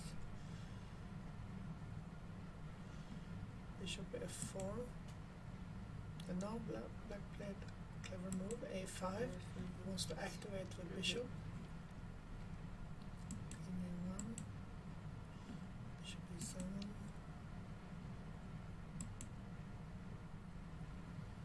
Now g5.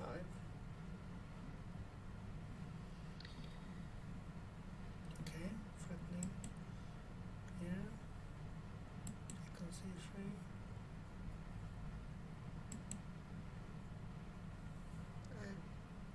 Queen takes, and that is the position on the board. And so yeah. white is up in exchange. Black has one pawn for the exchange, but I don't like black's chances because his pieces at the moment seem a little bit awkward. The queen is threatening to come in into c7 maybe, or... Yeah, but if you play bishop a6... Oh, he's just played bishop d8. I think he could have played that first, but and then later bishop d8. But okay, bishop d8. It's not so easy for white to invade.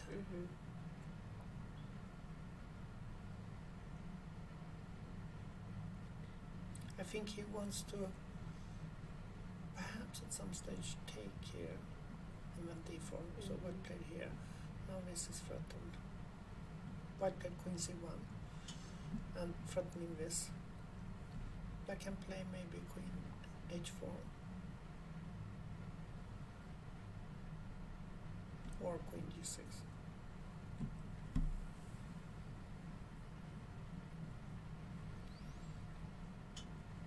Which do you prefer? I don't. Queen h4 is on the board. I prefer white because he has 45 minutes left. And black has only 6 minutes. And he also is up in exchange and 300 points higher rated. So a lot of reasons to prefer white.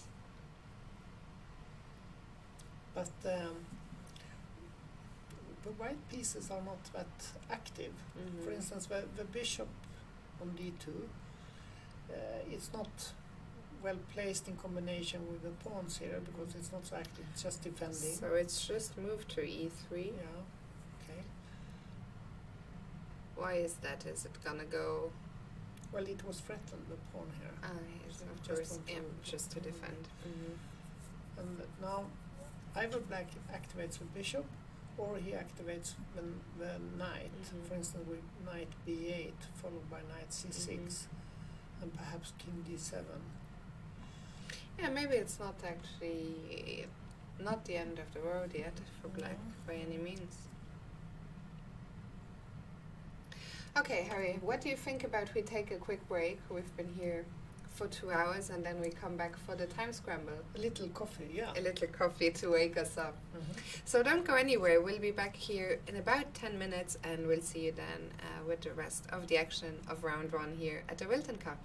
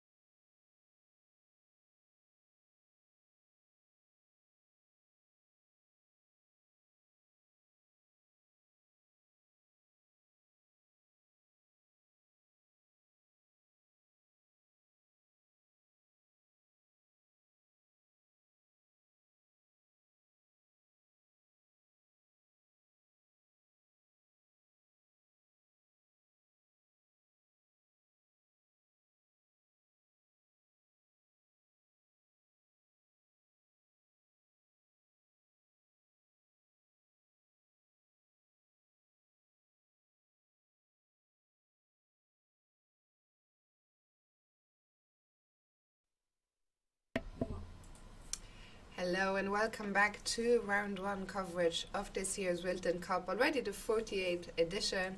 I'm your host Fiona Steele Anthony, and with me is still Grandmaster Harry Schisler. Harry, welcome back. Thank you. And we're gonna jump straight back into the action because time is ticking down. We are approaching the first time control. But first we wanted to go back to this game we were looking at before the break between Estremera and Gajewski. This is where we left the position off after rook d2.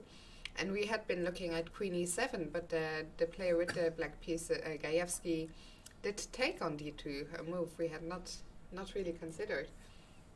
It's not clear that it's a good move, but it's an interesting choice. He sacrifices his queen and hopes to trick white in white's time trouble, because white has very little time left. At this point, I think, he had 3 minutes for the remaining 18 moves even, so very little time. So let's have a look. So queen takes d2, knight takes, and rook takes. And it's true that I think with such little, let's go back up, with such little time on the clock, I think it's extremely difficult, even if objectively speaking the position is maybe okay, or maybe just slightly worse for white. I think it's extremely difficult to play it with no time on the clock, because you have to be extremely precise. Yeah, black has a lot of tactical tricks here. Exactly. So he did take the pawn to liquidate that one, and after check here, white of course didn't move the king in the corner, because then black can move the rook to c2 to win the queen. The queen, checking with the bishop on b7. And instead white played king f1, and black calmly developed the other rook like this, and he plans to invade on d2 and create mating threats against the white king. White now played e4. Well, I don't know what he could do here, but yeah, it looks like, okay, let's cheat one more time, because it looks like he could do something, but what could he do? Oh, he had a single, there was an only move he had, and that move is f5. And after rook dd2. So queen f4 maybe. No. The idea, maybe not. Even at this point, if you play rook d2, the computer even claims that white is better after taking on e6. So it's a counter-attack. Yeah. Okay. Oh, not better now. Now it says it's simply a perpetual, actually. Apparently black doesn't have anything better. Should we look at what perpetual? Does it take on h2 or? No, it takes on e6. Okay. Why not take here? I think if you take here, it's even it's losing after taking on f7. So I take. Okay, we take here. Yeah, and then it's just a straightforward. White will take. Checks with the queen everywhere, so to speak. Yep. Okay. So instead, white made a mistake, played e4. Black, and of course, white was in time trouble. Yeah. Yes. So it's not very easy. Very little time. Let's see.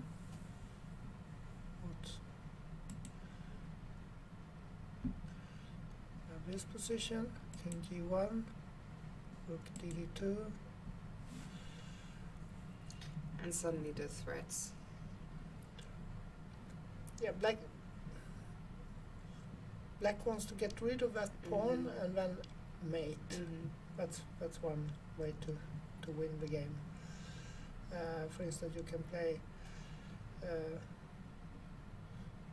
some stage rook e2 or something. So that's why white played rook e1, trying to prevent that. But This. and simply there's no stopping the mate, I guess. Threatening the queen and threatening rook h1 mate.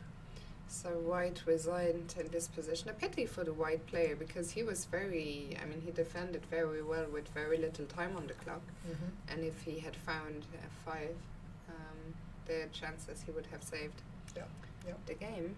But well done to Gregor Gajewski. And let's check back in with Tiger. Okay. Tiger, who seemed to have a very promising position before the break. On board 16 against Golikov. Should we look at? Yeah. So he did play your move, h4. Yeah. No, he played knight e5. Well, fantastic square for the knight, of course. d6.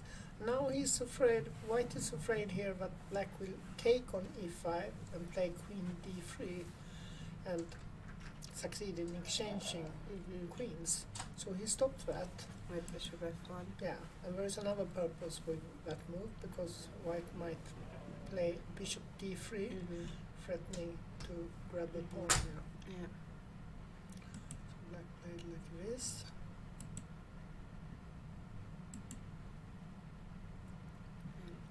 Queen. So and here white has two fantastic bishops against the rook and the pawn, and the two bishops are worth much more. Way more. Yeah, but Tiger, he doesn't go for a long-term win with the bishop, and instead he wants to mate black. So he keeps the queens on the board and plays queen f4, and that's the position right now, on the board. So I guess what white is going to do is somehow maybe remove the bishop from f1, maybe bring the rook in, or how do we proceed? Or just push his Harry pawn actually to h6, forcing that pawn away, and then play queen f6 and mate black. Yeah, that's true. Actually. And it's very hard for black to stop that. Yeah, but as you said, it's also possible to move a bishop somewhere to e2, for instance, and then move a rook from d1 to f1. But you're right, pushing the h pawn seems more straightforward. Yeah, there are several ways here. Yep. Pawn pusher in the chat has noticed that I put my coat on. Yeah, it is actually quite cold. It's not just the fact that we're in Sweden, but it's also there's the air conditioning is blowing a lot of cold air at us, so I struggled through earlier, but the coat has come on, and tomorrow I shall dress warmer. He is also telling us that Ornstein lost on board 7 to Santos, so we can have a look maybe at how that concluded on board 9.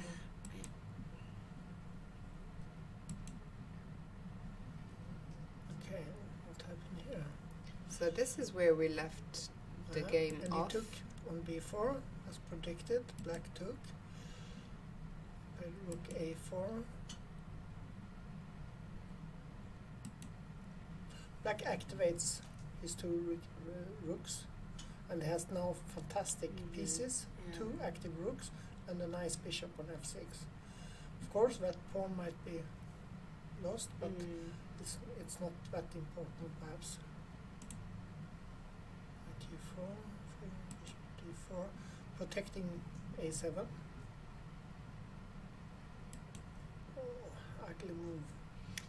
Yes, we were already commenting earlier on how f4 and c4 created a lot of holes, but h4 is really not a move and black you want to play if you white, have a choice. White retreated here with a knight to g3 in order to stop the rook from entering from e8 to e2. So instead black planned another invasion To b2. Yeah. Knight f5. Sorry. One like this. Rook a5. Sorry, like this.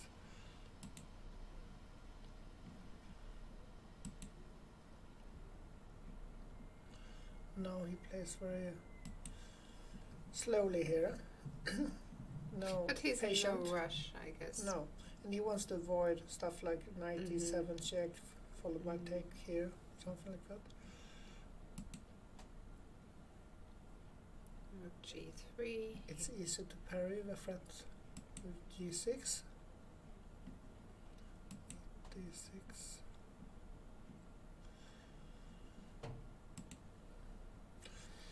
Now if he takes on f7, can look at that. Looks perhaps good, but then black will play rook to f8, threatening the knight. That has only one square, perhaps. This. But because of the pin. You just take here. Yeah. So. And if white takes, then rook on f1 will fall. So white couldn't take on f7. So instead he went rook d1. And then rook d8. Rook d3. Now he continues to play calmly. King g8. No hurry at all. Now he took.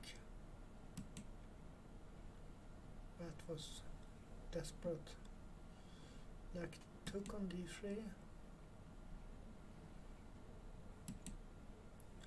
The point being that if black takes on f7, then rook d7 check. Yeah. But instead black took on f4. Threatening mate on c1, and threatening perhaps also the knight. The knight perhaps. So g3 probably the only move. And now simply king takes here, white takes here.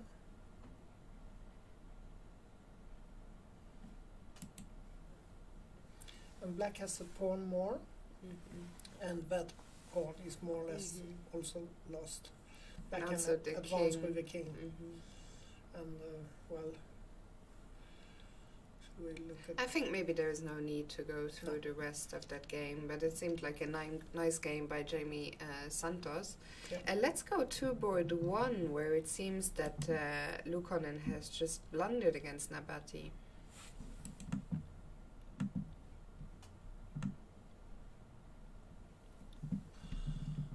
Yeah, we have this position, yeah.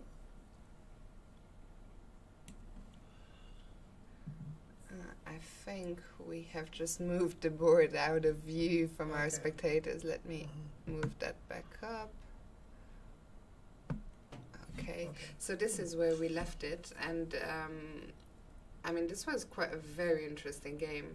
We will not come back to it, but we were discussing white had even missed a winning sequence, and then, as we said earlier, very often when you let these 26 excuse me, 2700. This is what aircon in the winter in Sweden will do to you. When you let these 2700 players escape, although there was still a moment where white was better, and especially I think white maybe felt, you know, that he missed something, which will add to your woes from a psychological point of view. Suddenly black turned things around very quickly here, so let's have a look. Bishop c8. First of all, white threatens to check here. Exactly. So black protected against that. Rook c8. White took. And now black the counter strike here, threatening the knight. And if now knight c6, that looks very nice, but then black will play Queen rook b6, threatening mate here, so he will escape from the double attack here. So instead white played knight e2. Black took like this. White took. Black played like that. And now there is no real danger for the black king. h6 is very well protected by the bishop. And black has some chances along the f5. I mean, when we compare this position to what it was 6-7 moves ago, it's a completely different. White had attacking chances and possibilities to have two pawns on e6 and f7, so it's quite a difference. So this happened. White has a pawn more, but black has all the play here.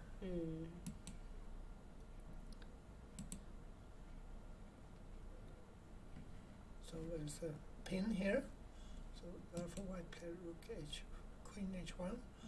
Now black played bishop d2 to threaten the rook and make bishop take c3 a possibility. Interestingly enough, on the next move, so the reason I had spotted from the corner of my eye after e6, which white played next, after e6, I thought Nabati was going to find the winning move here. So let's put e6 on the board, which was played. First, if he moves the rook, for instance, here, and black might take here, for instance. So, okay, e6. And now, I mean, again, of course, it's a lot easier for me here with the engine. But apparently the very simple bishop takes c3.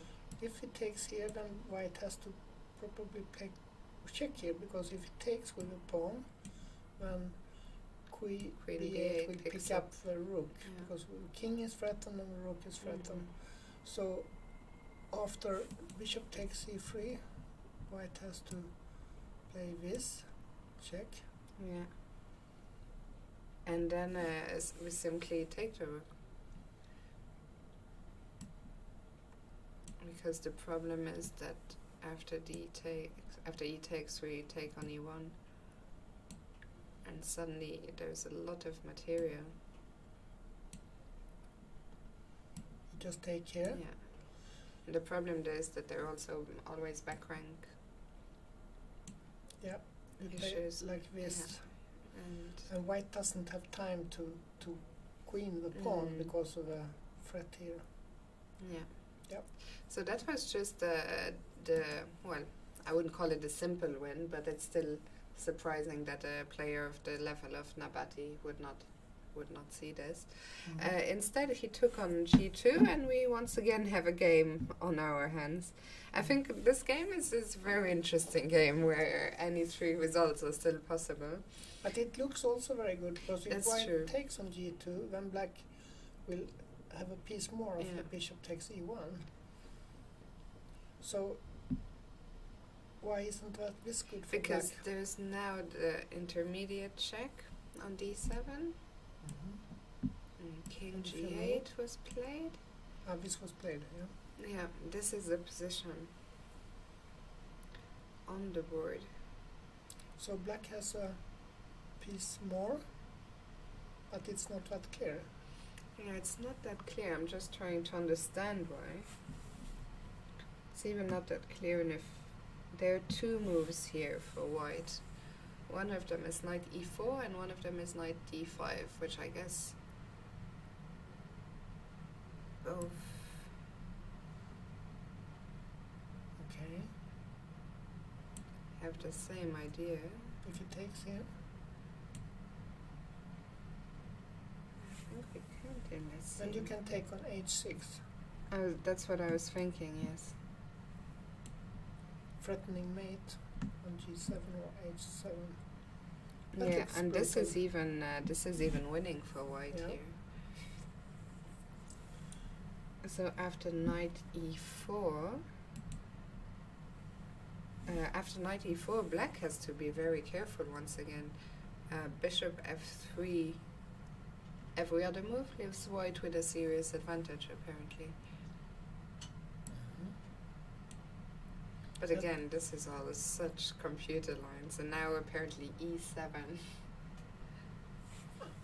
This is very complicated. Yes, it's extremely complicated. e7 is the only move, actually.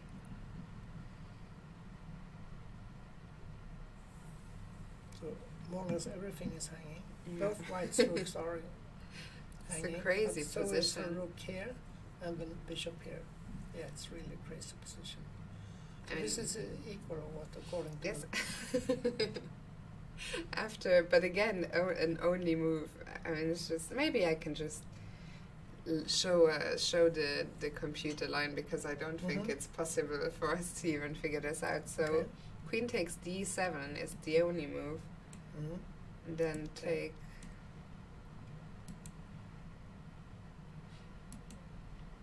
King takes rook f1. Okay.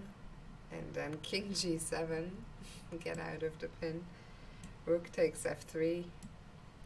And now, I mean, okay, now we're back to a position with completely equal material. And yeah, the computer just says, this is roughly equal. Well, material is equal. Yeah. And by the way, Lukonen has found knight e4. Knight e4 is on the board. So bishop f3 is the only move, is it? Yeah, I said actually bishop e6, bishop takes e6 is also okay, but both of them the computer gives a slight white advantage. So as I say, what is your prediction actually for this game? I think black will win. So I think Lukonen has played fantastically so far, but sooner or later he will make a big mistake. But now it's very okay. Maybe he still has to find this e7 move, I guess, after bishop f3. But I've been pretty impressed. Of course, but I trust his rating. Yes, I try to trust Yeah. By the way, we had a result on board 2 and on board 15. Heberla, I think we saw his position was looking very promising earlier, but let's have a brief look at the Kobalia against Ziegler. Also, we see that Volkov, a game we haven't gotten around to looking at. The results are coming in quite quickly now, which isn't a surprise because the players are nearing the first time control. So let's... Oh, actually, this was the... I don't know. How did this happen so quickly? No, we left the game somewhere around here, somewhere, and this happened.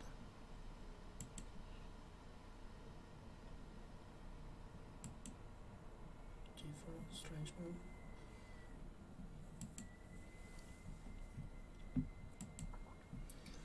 Now white has an exchange more, and then if you have an exchange more, you have to use it. So play rook c1, planning rook c8. Yeah. And suddenly, because when we looked at the position earlier, it was difficult for white to infiltrate, but now suddenly, when both those heavy pieces are nearing your king.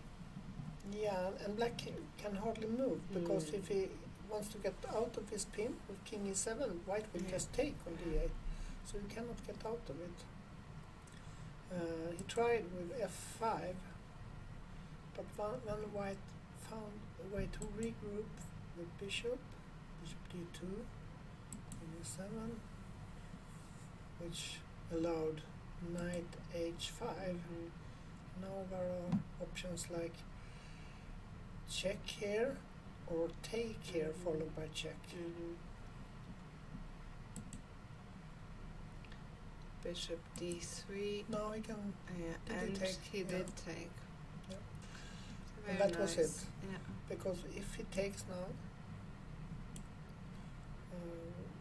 white will play check here, and the black king needs to stay to protect the queen. So king e7, and now this is the easiest. Yeah, Looking and at the queen. this is the end. It's a nice game by Kobalia. Maybe not so in the. Maybe Ziegler missed some chances in the opening. Probably, yeah. But yeah. There was one more game which was. I think a few games have finished. I think probably for now we should stick with the games that are still going on because the players are getting quite low on time. Yeah. And then maybe once we reach the time control, we can check. Let's go to board 3. We haven't looked at that in quite a long time. So Mihaela Sandu against Maxime Lagarde. This is where we left it off. I think. Long time ago. Yeah, let's just get to the current position because Okay. we see the players.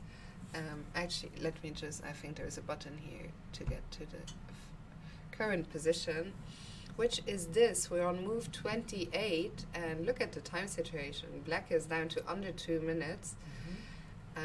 But on the bright side, here's a pawn up. A solid pawn up. A very solid. And white has a bishop pair, but not a very active bishop pair. And white's pawn situation is not too good on the king side. Yeah. So this is looking promising. I think this one we even probably don't need to spend so much time on. Because I think this. yes. Yeah. So let's move on to board 4. Alexander Donchenko against Vignesh. Okay, what is happening here? Black is. White is a rook up. Yeah. That doesn't look. Well, white had a nice King run. There was a threat here just before. He played f5 at some stage, no? Yeah, that's just a few. So here. No, I was thinking for white played f5. Oh. There is no mate. No. That's the important thing. And white has a rook up. So there isn't much. I actually even expect black to resign here. So h6 was played and king g4. And there isn't really much more to hope for here. There's simply not enough pieces. No. Okay, so Donchenko is very likely to win this game very soon. Let's go to board 6, Maze against Kolbus, which was another interesting game. Maze was a pawn up, but looked like Kolbus had some chances of holding on. So this is where we left it off. Let's maybe just very quickly, whoops, I did not mean to do that, 1 second. Okay, I'll let you click. Should we? Yeah. So g5 was played. Not h5, though. Yeah. He played something else.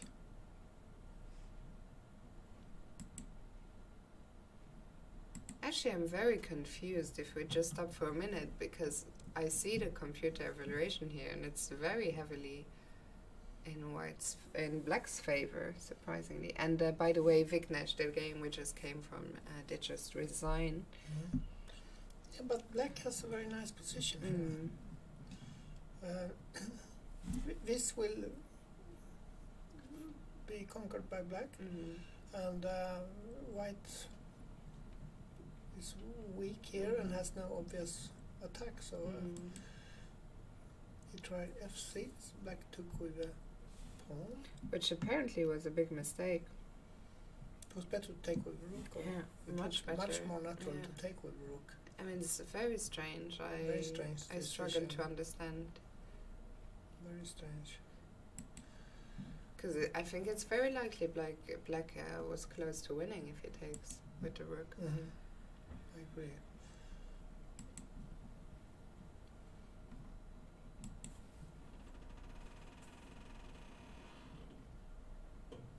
Now we played rook e8. So now we're back in a position with equal material. But now, if anything, white is better because f5 is weak. White is occupying the g file. It's very. It's a very strange decision to take with the pawn. Yeah, that is the position on the board. And so they've already reached the time control. We probably can't see it on our screens now, but Kolbus will have received an additional 30 minutes. So again, I suggest that we come back to this one a little bit later. And we continue our tour. Let's go to board 7. Zhizhikov against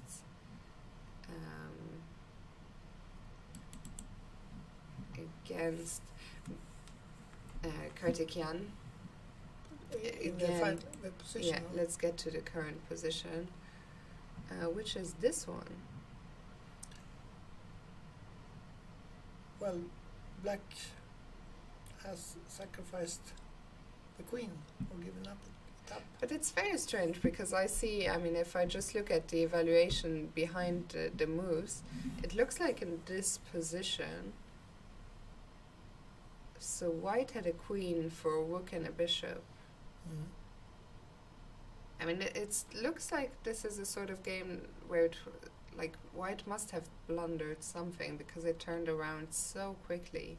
I mean, I'm not saying white was winning, but certainly in this position he was very far from losing. I think he made a mistake 2 moves later here, because after this, here, now of course he has to be careful here, not to lose control over c2, but he played queen b4, allowing c4. C2, yeah. C2, sorry. And maybe he forgot that if he takes the rook here, black will queen. Yeah. Yeah, and this might simply be the end. I mean, there's just no move. It looks like there's simply no move here. Well, you can take here, but then black will take and have rook and two bishops against queen and the pawn. So it's much better for black. And also, I mean, then suddenly the bishops are very strong in this position. The white king is a bit weak, quite weak actually. Yeah, later on bishop d5 and will attack the white king. So yeah, I'm pretty sure the player with the black pieces will win this one. Let's check in with A. Wonder Liang and Hannah-Marie Kleck. What? The board 8, the next one. That was also very interesting. Earlier, I think white could. It was this game we were looking at. And they have just reached the time control. Rook takes c6 was move 40. And if we have a quick pawn count, black is 2 pawns up. Yeah, but it's not that clear because this is active. Also d5 and the queen is out of play. Slightly, yeah. By the way, we've had a result on board 1. Let's go back to see what happened there, because Nabati has won the game. So what happened is that Nabati played bishop f3. And white didn't find e7. I mean, you predicted a blunder, and it came. Yeah, literally there was just one more move. He played this. And after rook e2, he resigned.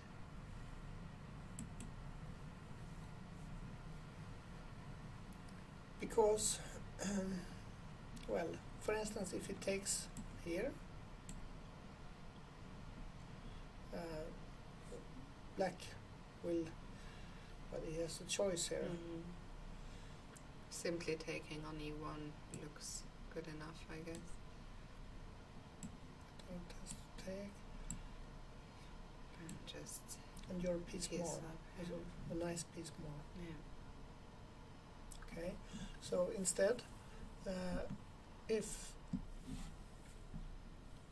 after this move, the queen is threatened, and if you try to, you cannot really save it because black has rook takes e1. Yeah.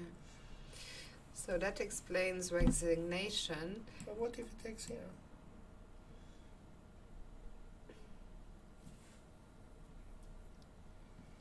and you take on here. h1, and there is a mate on f1. Yes. And mate next move. Right. So I would say a close escape by the top seed Tamina Bhatti. A good game by Lukonen, and he will be kicking himself tonight because he had a lot of chances today. He played a really nice game up to some point. But such is the hard law in the game of chess. Okay, so far I believe no upsets on the top boards. We've had results on boards 1, 2, 4, 5, 9 and 10. All were decided in favor of the favorites. Can we simply... Yeah, we've been timed out on the team viewer. Let's see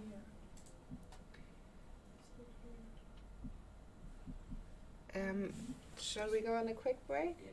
Okay, we're gonna go on a very quick break and we'll be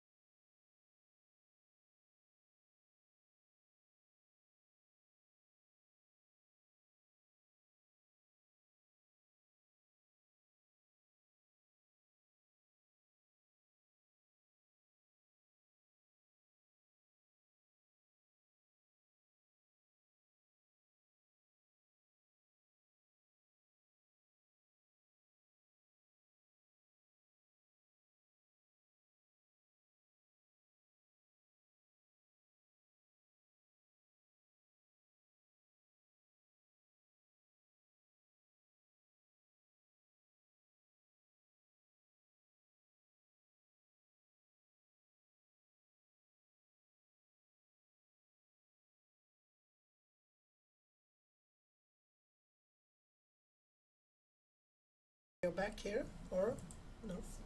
Okay, so we're back. Welcome back. We're still with round 1 of the Rilton Cup, 48th edition, and we have moved on to the game of Tiger Hillar Persson, who has meanwhile won his game. We left it here after Queen f4, so let's see how Tiger wrapped things up. Yeah, and he had already at this stage an overwhelming position with 2 nice bishops and some chances to attack. So let's see the end here. We left the position. We left it here before, and black played Queen a4, threatening the white rook on d1. Of course, white moved the rook. And after this, he retreated quite cleverly with a bishop here. And the intention is not only to protect the pawn on d2, but also to make it possible to play the queen to e5. Yeah. Queen c2, hitting the rook.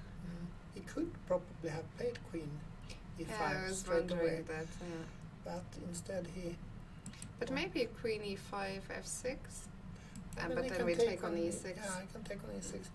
But queen rook b8 was also a very nice move, because now he has activated his rook in a very nice way. Black play like this, and now white simply took here. Black took. And queen e5, queen e5, and that was all. Black resigned because... Well, he can escape the mate, but when he has to play king f8, and then you can... Also, I was just wondering if instead of king f8, after queen g6, I guess we could play either h5 or maybe bishop d3. Yeah, both crushing. Mm-hmm. h5 or bishop d3, I don't know which is best. Which is Fantastic nicer. moves. Probably I would like to push the h pawn. I think that's better, because if you do play bishop d3, Black will play f5. Ah. So yes. it will be some fights still. That's true. So after queen g3, e6, h5. But h5 would be a very nice finishing touch. Yeah, because when the black queen has to move, but it cannot move because of the attack here. And after f6, we can again simply take on e6 and then take on c8. Yeah. So very nice. And you were going to say that after king f8...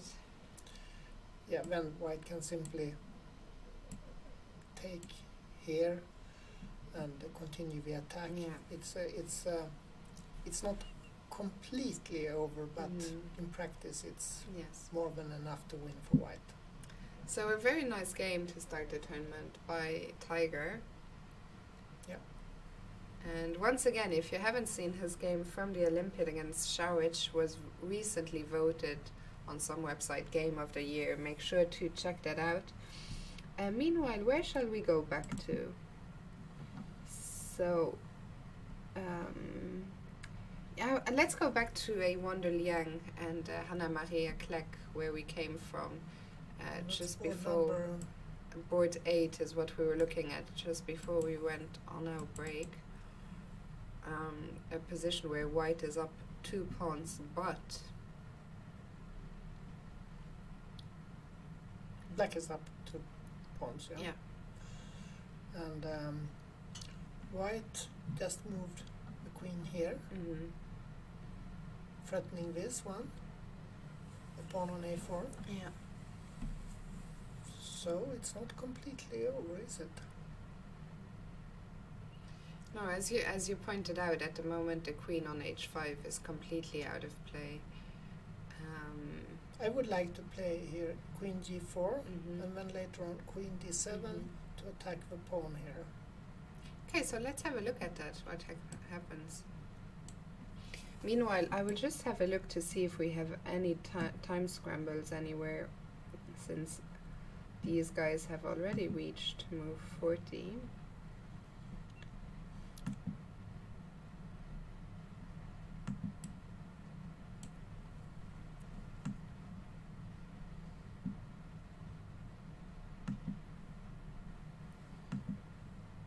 Looks like almost all the games have made it to move 40, so we can check those out later.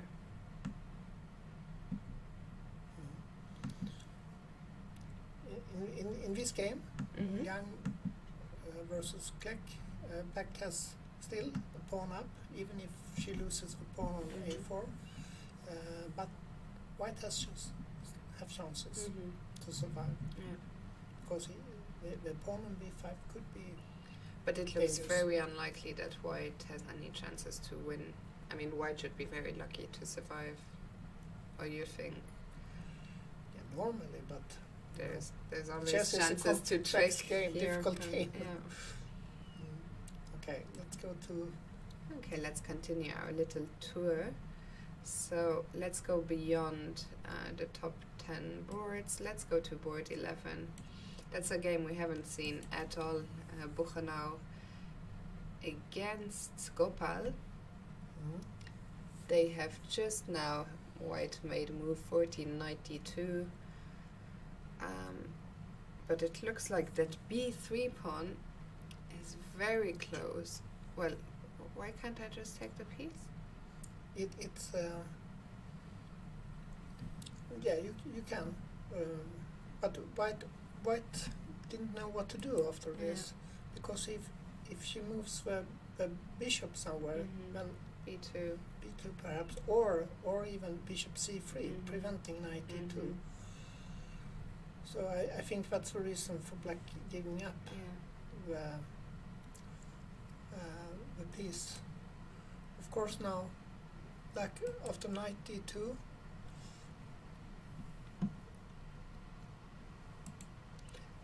Black will take on b4. White will take on b3, and black is simply winning with a bishop against a pawn. Actually, black decided not to take the bishop. He played b2 instead. That's probably similarly winning. Okay. Interesting. Because what are you gonna do? I guess bishop a5. You have to save your bishop. If you play... bishop a3 is on the board. If you had played bishop a5, then one option would have been to check here and then take on e4 and then have a very strong position afterwards. At least possible. Instead, white played bishop a3, and the material is equal. But once again, black will do the same thing, simply. Knight f2 is on the board already, and regardless of whether you go to h2 or g1, black will take on e4, followed by knight b1. Yeah, when you will play knight c3. And that endgame is so very it's straightforward. winning for black. Okay, so let's move on. Still no upsets so far, which to me is at least somewhat surprising, not to have had any upsets. So let's check in on board 13 with Luis Couso or Cuso, I'm not sure how you pronounce it. Cuso.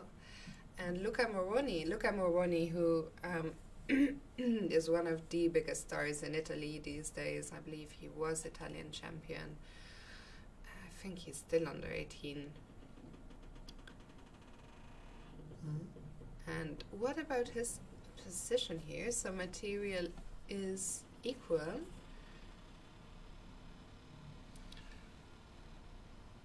And he has the bishop pair, but a bishop pair that is not really doing very much at the moment. Especially not with bishop on e8, it's rather passive.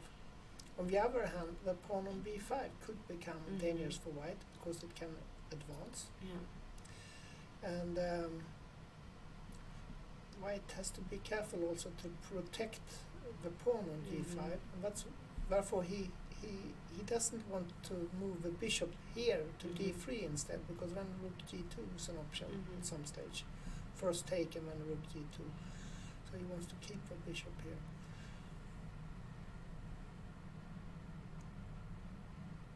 This one is a game that is from all the games we've seen, and this is the one I think that promises to go on for quite a while. Still a lot to play for here. It looks okay, the position for white, but Black is a Look, I very will strong try. player. Yeah. Okay, let's move on.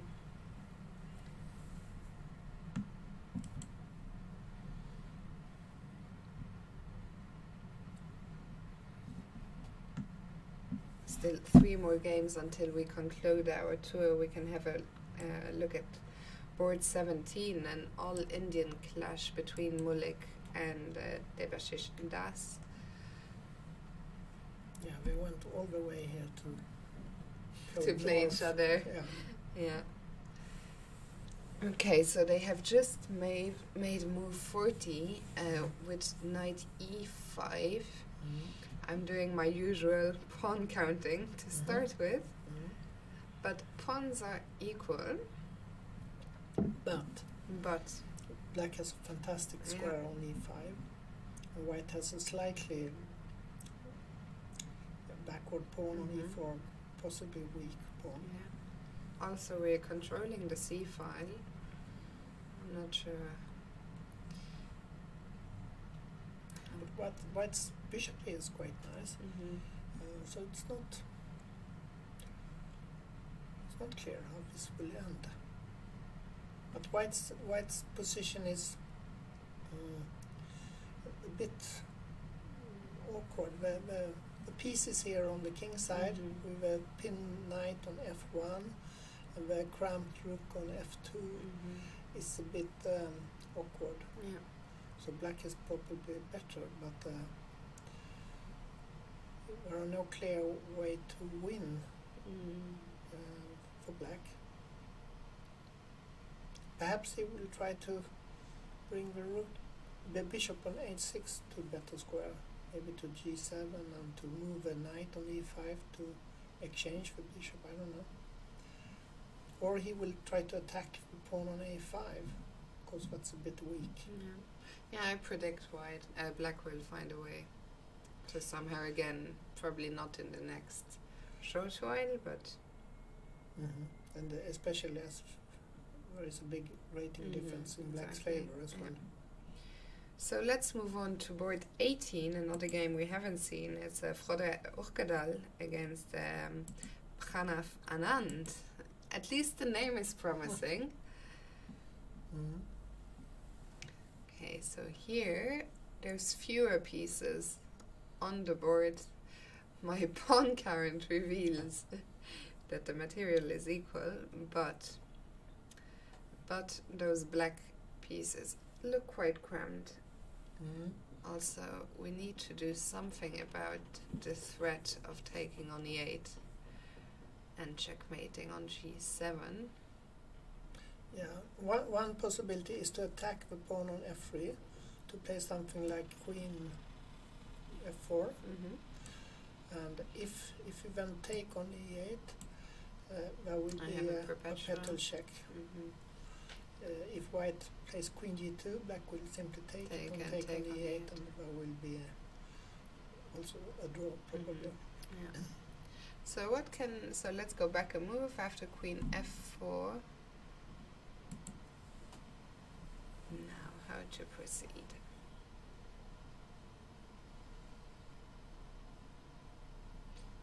It still looks like with that pawn on e6 that white must be winning somehow.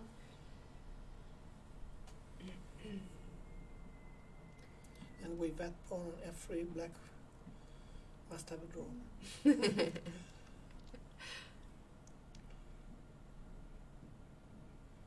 Okay, but black is not... I mean, what if I just defend the f3 pawn somehow? Maybe rook g3. Is that where... That's where they came from, or what was... Let me just go back here. So, the rook was here. And black decided not to run out with the king. Maybe, in fact, queen e3 is perhaps better. It was on e3 before, the queen. Yeah. Maybe that is better, because after rook g3... That would be a repetition, right? Yeah, they just came from this position. But then I don't understand that. After that, maybe I can play King G2. Yeah, I'm also. I think from what I can see there in the evaluation bar, that tells me that after Queen C1, King G2 was the better move.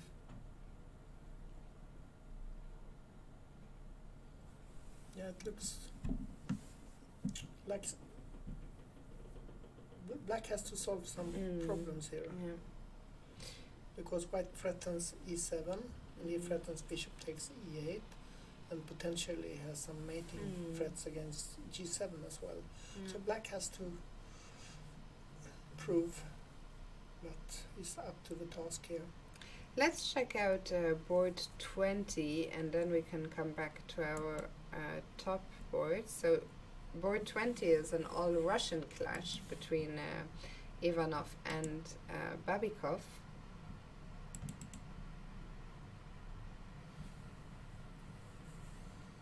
But Ivanov is more or less from Sweden. He plays here all the time. Okay. Does he a long live time? Here? No, but I think he lives in St. Petersburg. Okay. But he's a long time guest here in Sweden.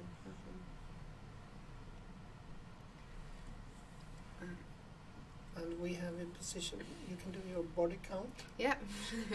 the count reveals the material is equal, but the h4 pawn is under attack. And it looks like the only way to defend that is to play rook h2, which is really not a move you want to be playing, and especially since it drops the d4 pawn. Yeah, black will take knight takes d4, threatening f3 as well. So this looks actually very difficult. It looks difficult for white, yeah. Because once the h4 pawn drops, the knight will simply come back, and then we have this passed pawn. White has a big problem here. That is the knight on b2. It has to regroup somehow. Perhaps with knight a4 followed by knight c5 or something like that, and knight d4 check. Has to do something.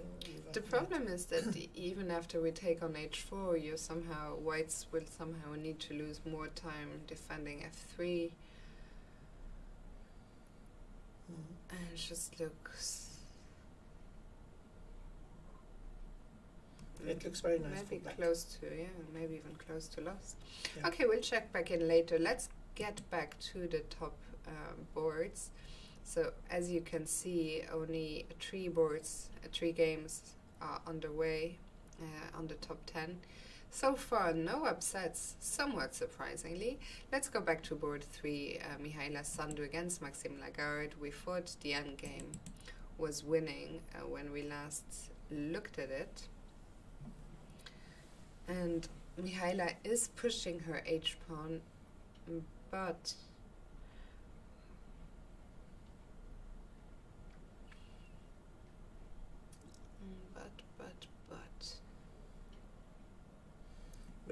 the bishop is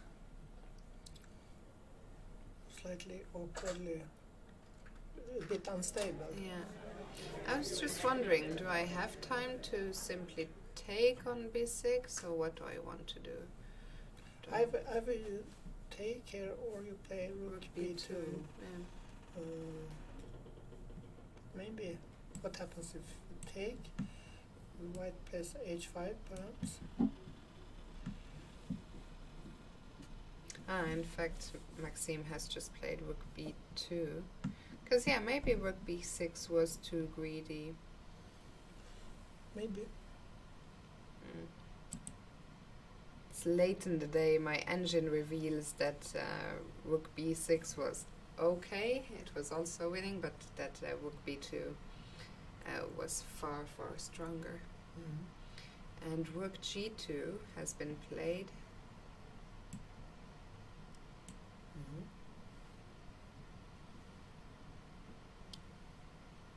But can we be greedy now? Can we now take on a2? And if you push...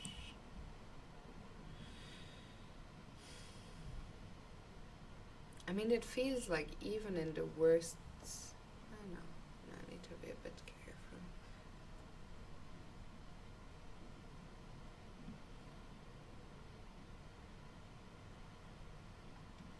wanted to push, or No, yeah.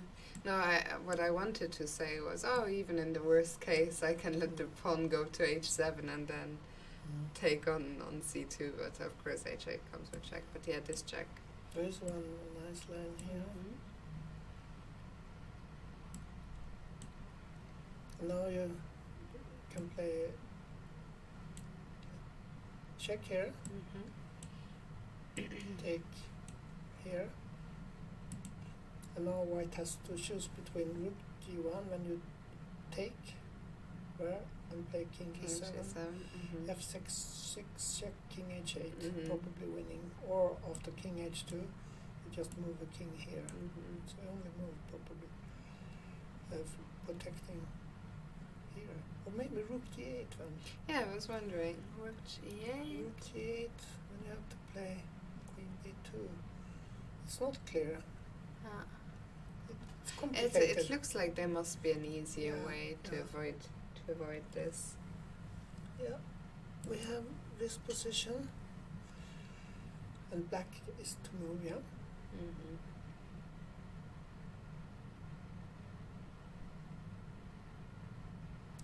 Maybe you can push here in order to push d3 even further here.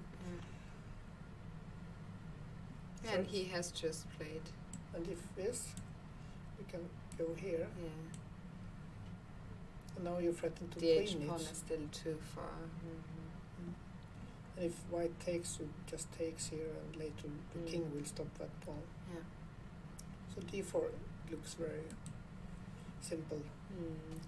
And she has resigned, in fact. Okay, so that's another favorite imposing himself. So far, yeah, all the favorites on the top 10 winning. Let's go back to Mazé against Kolbus, which is maybe the closest game that we still have remaining. Is this the position? This is the position, yeah. Queen f8. So, materially equal. Yeah. And white seems to have an initiative because the queen is very aggressively placed. But then at the same time, how do we proceed? Break through. It's not easy. That bishop here, I would like to activate it, but that's not that easy. I mean, black maybe has some threats of his own now, because the queen on f8 is defending h6, is defending d6. Maybe black is the one that could activate his rook now if he gets a chance. I mean, is rook e3 a threat here?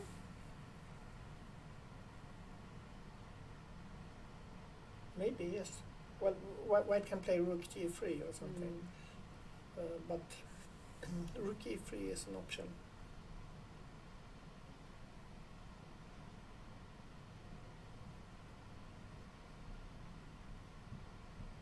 I think this might be a draw. Should end in a draw, yeah. I just had a quick look at my little engine here, and it tells me that the top 3 lines are all 0, 0, 0.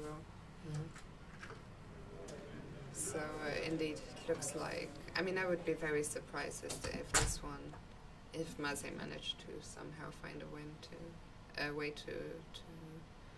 I mean, not even to win, but even to find a way to make progress here is looks close to impossible. Well, if a king was better placed, for instance at f2 or something, then you can start maneuver with a bishop to h2 and h5 perhaps, or you can play queen h5 followed by rook g5 to attack f5. But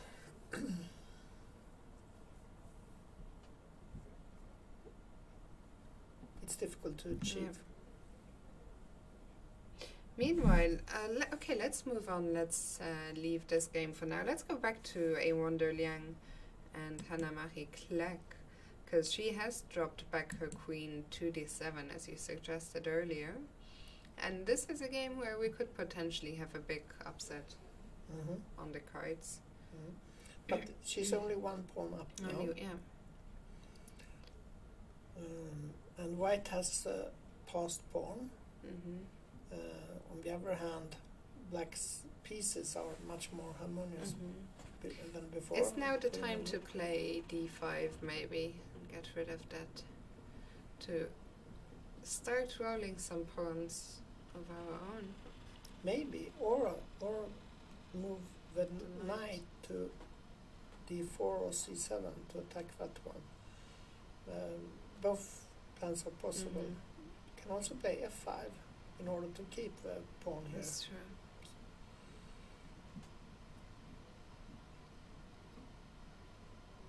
I don't like the knight here. It's a bit passive. I like the move knight d8 followed by knight d6. Okay. Yeah. But it's perhaps a matter of taste. Let's have a look at that. Knight d8.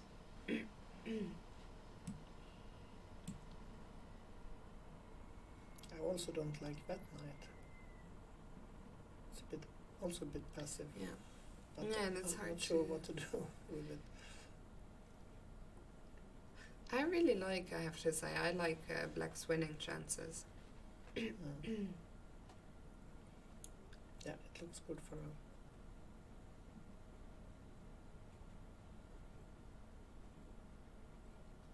I mean, I How- really how- don't see what to do with this. How you know her? Yes. How is she mentally strong? Well, mean, I she's- don't know her that well, but I would say, yeah, she has been playing. I played against her myself back in 2008.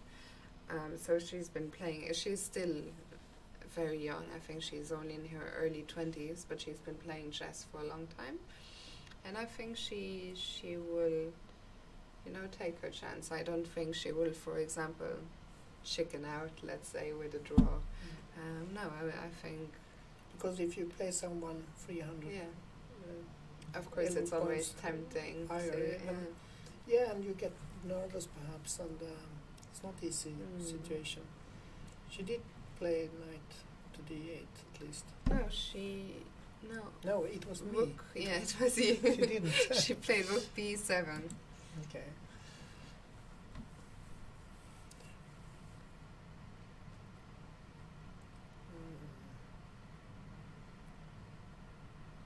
I don't really know Why? why. I mean, I'm a bit confused as well. But perhaps it's okay. Perhaps she wants to block the pawn. If it succeeds to go to b6 and it doesn't go any further, at least. I don't know. I mean, once again, but these are nuances. I was just about to see what other game we could look at, but I see that the engine was not happy at all with rook b7. The engine actually wanted either d5 or king g7. Maybe there was an issue with moving the knight with the king position. I'm not sure. Maybe. But after rook b7, apparently after knight d2, white is almost fine. I don't know where the knight is going. I'm pretty sure that It will be. he will move the knight on f3 because it's so awkward here. And there it is. Yeah. It needs to be put on the better square. And c4 is likely possibility because then it can either jump to a5 and c6 or more realistic to e3. Yeah. Maybe to d5. Yeah, actually, I just said a second ago, I really like black's winning chances, but I'm not so sure. I actually, if I had to predict now, I think this will be a draw, and I also think the Massey game will also be a draw. Okay. Yeah. So those are my predictions for the last two remaining games out of the top 10 boards. And beyond that, We still have 4 games going, 5 games going. Actually, Buchenau is still holding on against Gopal, but it's just simply an endgame 2 against 2 pawns with a piece up for black. So I don't think there's any need for us to go back there. We could go back to Luis Cuso against Moroni and see what is going on there. And that was the end game we were looking at just 10 minutes ago. I said that was probably gonna go on for a long time, and we've had some developments there. Yeah, Black has put his bishop on h5, which is a bit strange. I mean, what is that bishop doing there? Well, it's protecting the pawn on g6, and it's vaguely attacking f3.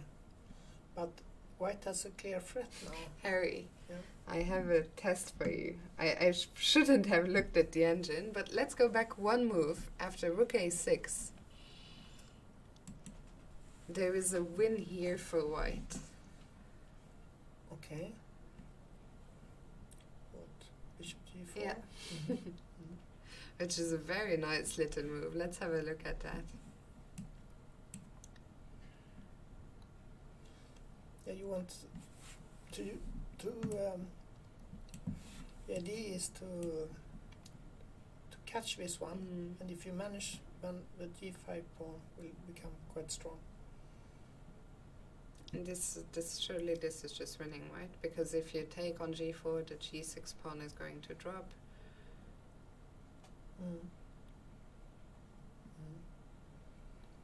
But he didn't. I didn't find it. No. Instead, he played e4. That's a little risky because it weakens the pawn on d4, and normally it's not good to open up the position when you have your opponent has a bishop pair. But okay, it's possible.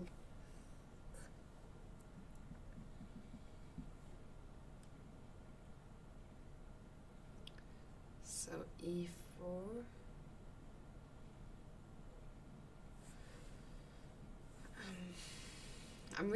I was just wondering if I had a choice, would I take white or black here, and I'm not even sure. Let's say that black plays rook a4 to attack the pawn on d4. I guess I have to defend it. I don't have much of a choice, do I? Probably have to play. You can sacrifice. Bishop g4 is still an option, but now it's much more risky. Yeah. Also, I mean, I always think if they haven't found it on the previous move, then he won't it's find very it unlikely. now. Yeah. So I guess rook d1. Yeah. But then maybe something like this, perhaps. Okay. White cannot, of course, take with a pawn because bishop takes. Oh yeah, of course. So I have to take on or king takes, or take on e6. If you take with the king, then the pawn here is drops. It's not clear, of course, but okay. So if I take on e6, maybe I don't know. Take with the bishop or the pawn on f3. I'm not sure. So what happens if I take on f3? Then I can take and take on g5. Yeah, I was wondering. Black is Do you think that's enough? better. Yeah. Well, maybe it's a draw, but black is better. Yeah, of course. Yeah. So Rook a4 is on the board, by the way.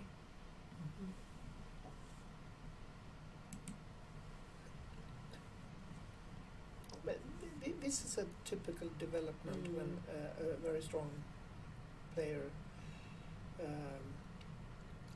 plays versus a guy that is weaker in paper. Yeah. But in the long run, it's difficult. Of course, the white position is still acceptable, but It's not easy now for white to find the right moves. And then, okay, so in the game, Gopal is still going on, but it won't go on for much longer. We could check back in with board 17, Mulik against us. 17 you said, sorry. Yeah. Sorry. Okay. This one, yeah, he played knight d2, Mm-hmm. unsurprisingly. Okay.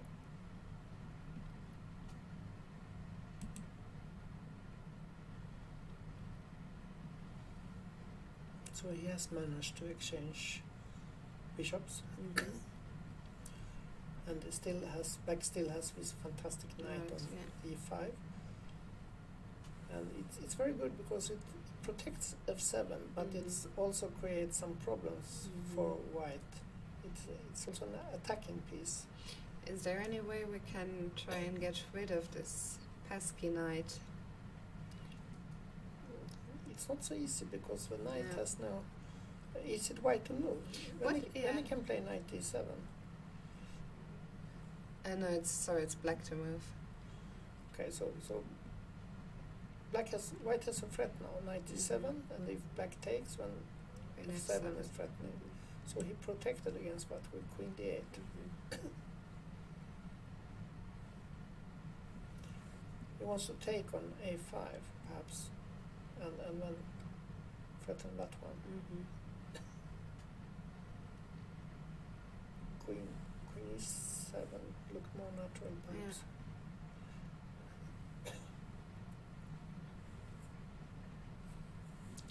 Now that pawn is threatened.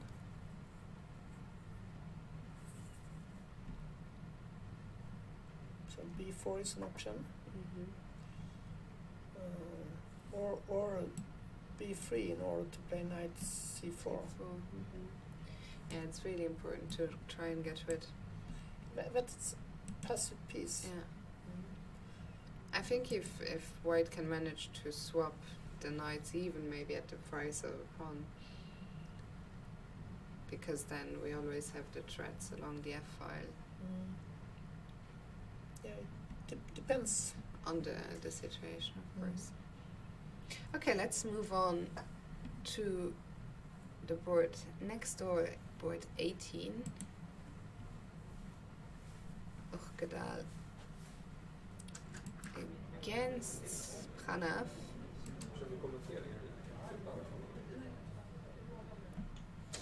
It was this one, yeah. Yeah.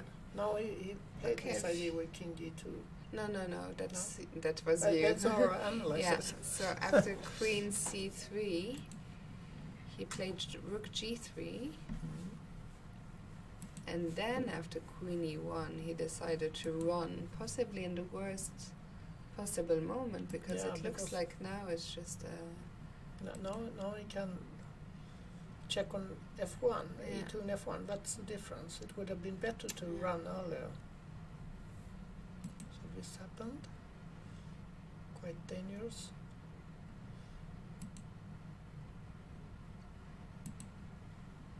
Maybe he wants to win the best game of year prize and do like Tiger. in the tiger advance with style. the king. Yeah. So queen c4, and now queen g4, Mhm. and g5 was played.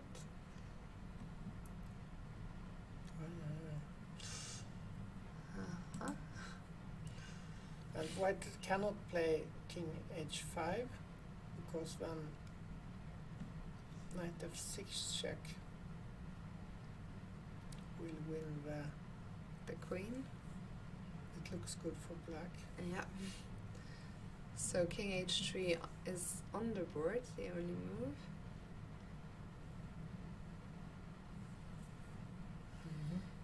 And now what?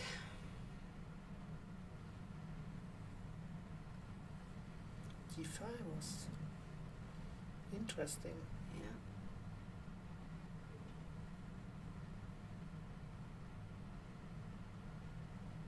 I'm still slightly confused by Seeing the evaluation 0, 0, 0, I wonder if there is a first perpetual, but I don't think so. Okay, what happens? What happens after Queen F1, Rook G2, Knight F6? Now you want to push the queen away and then take care. Yeah.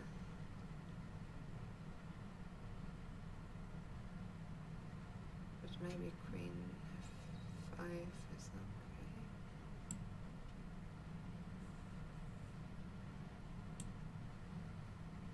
Yeah. Yeah, no, this doesn't look good.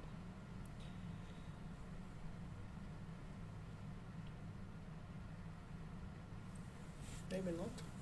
But maybe instead of in this situation,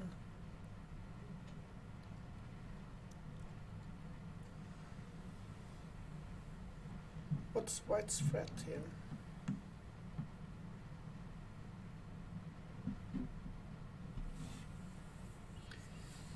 That's a good question. Oh, by the way, we've he has taken on G4.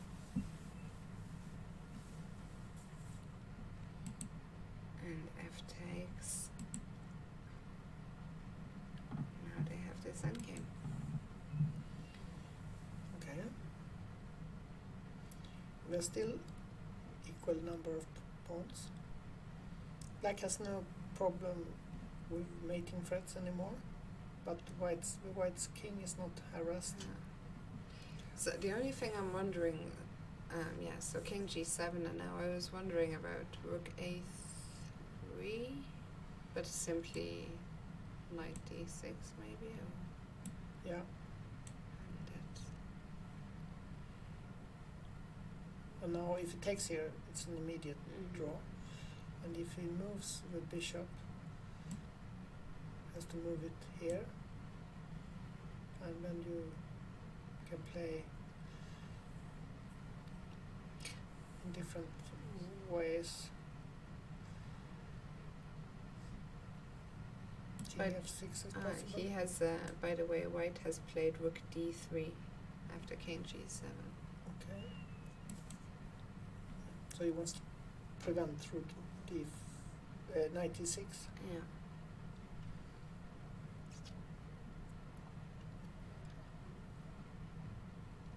Still, I don't think that white. I think black has done a fine job surviving. And it was very strange that white chose the moment he did to run to G2. Yeah, it looks promising before that. Now it looks like a draw. White has some small initiative still. Yeah. But if black is careful, he should be able to draw. On the other hand, we have these 250 elo points once again. I think maybe if our producer doesn't mind, maybe we'll do a quick round of looking at all the games one more time, get your prediction on all the games and wrap it up for the day. Okay. So let's begin from the start. So let's go first to board 6, Mazet against Kolbus. But you have already... I gave mine predictions, but they are not necessarily the same as yours. I think black is better now. White has no grip anymore. So, but white's much stronger player. So I think your prediction looks quite good. So we're both predicting a draw? Yep. Then on board 8, a Wonder Liang against Hannah-Marie Kleck. Black is slightly better because she has a pawn more. On the other hand, the pawn of d6 is backward, and it can easily be a position where black gets 4 against 3 or something like that. And I think it will be a draw. But black is better. Okay. Then moving on. The next game that is still underway, we can show it to you. It's Buchanau against Gopal, but I think we both We both agree on that one. Yeah, it's just a piece. I think black is enjoying the situation right now because Probably. look at the I mean, white king. can't even move. Yeah. No. And you can bring the king to f1, and then you can create a mating threat somehow. Yeah. So that will be for certain a black win. Yeah. Then moving on, we're now coming back to the games we just saw. Kuso against Moroni. We've had a couple more This moves. happened. Rook d1, bishop e7, and bishop d3. Rook d3, sorry. I think white is okay, but I predict that black will win because he's a stronger player, and that pawn on b5 could suddenly rush. I will predict that white will hold. Okay, so someone needs to we'll see to tomorrow defend who the was lower rated players. And then the next game is the one that we just came from, Urkedal against Pranav.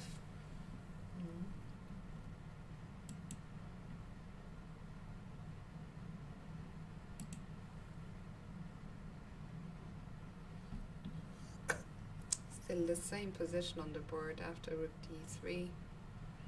The only issue I can see here for black is the time. He is down to 3 minutes against 26.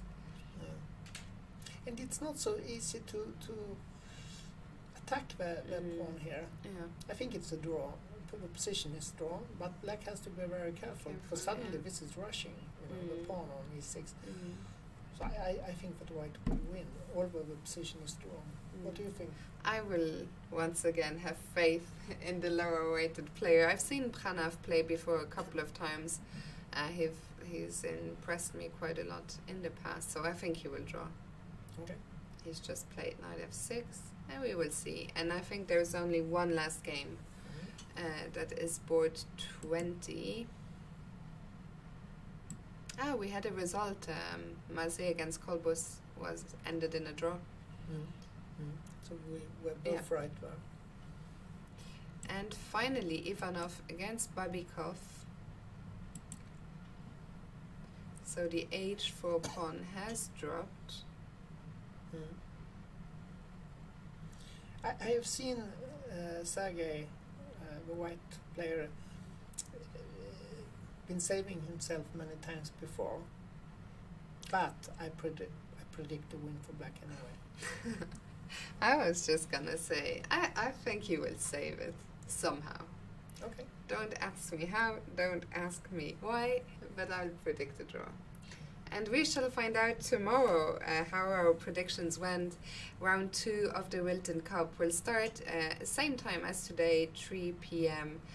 Central European time. Our live show will start a bit later than that at 3:45.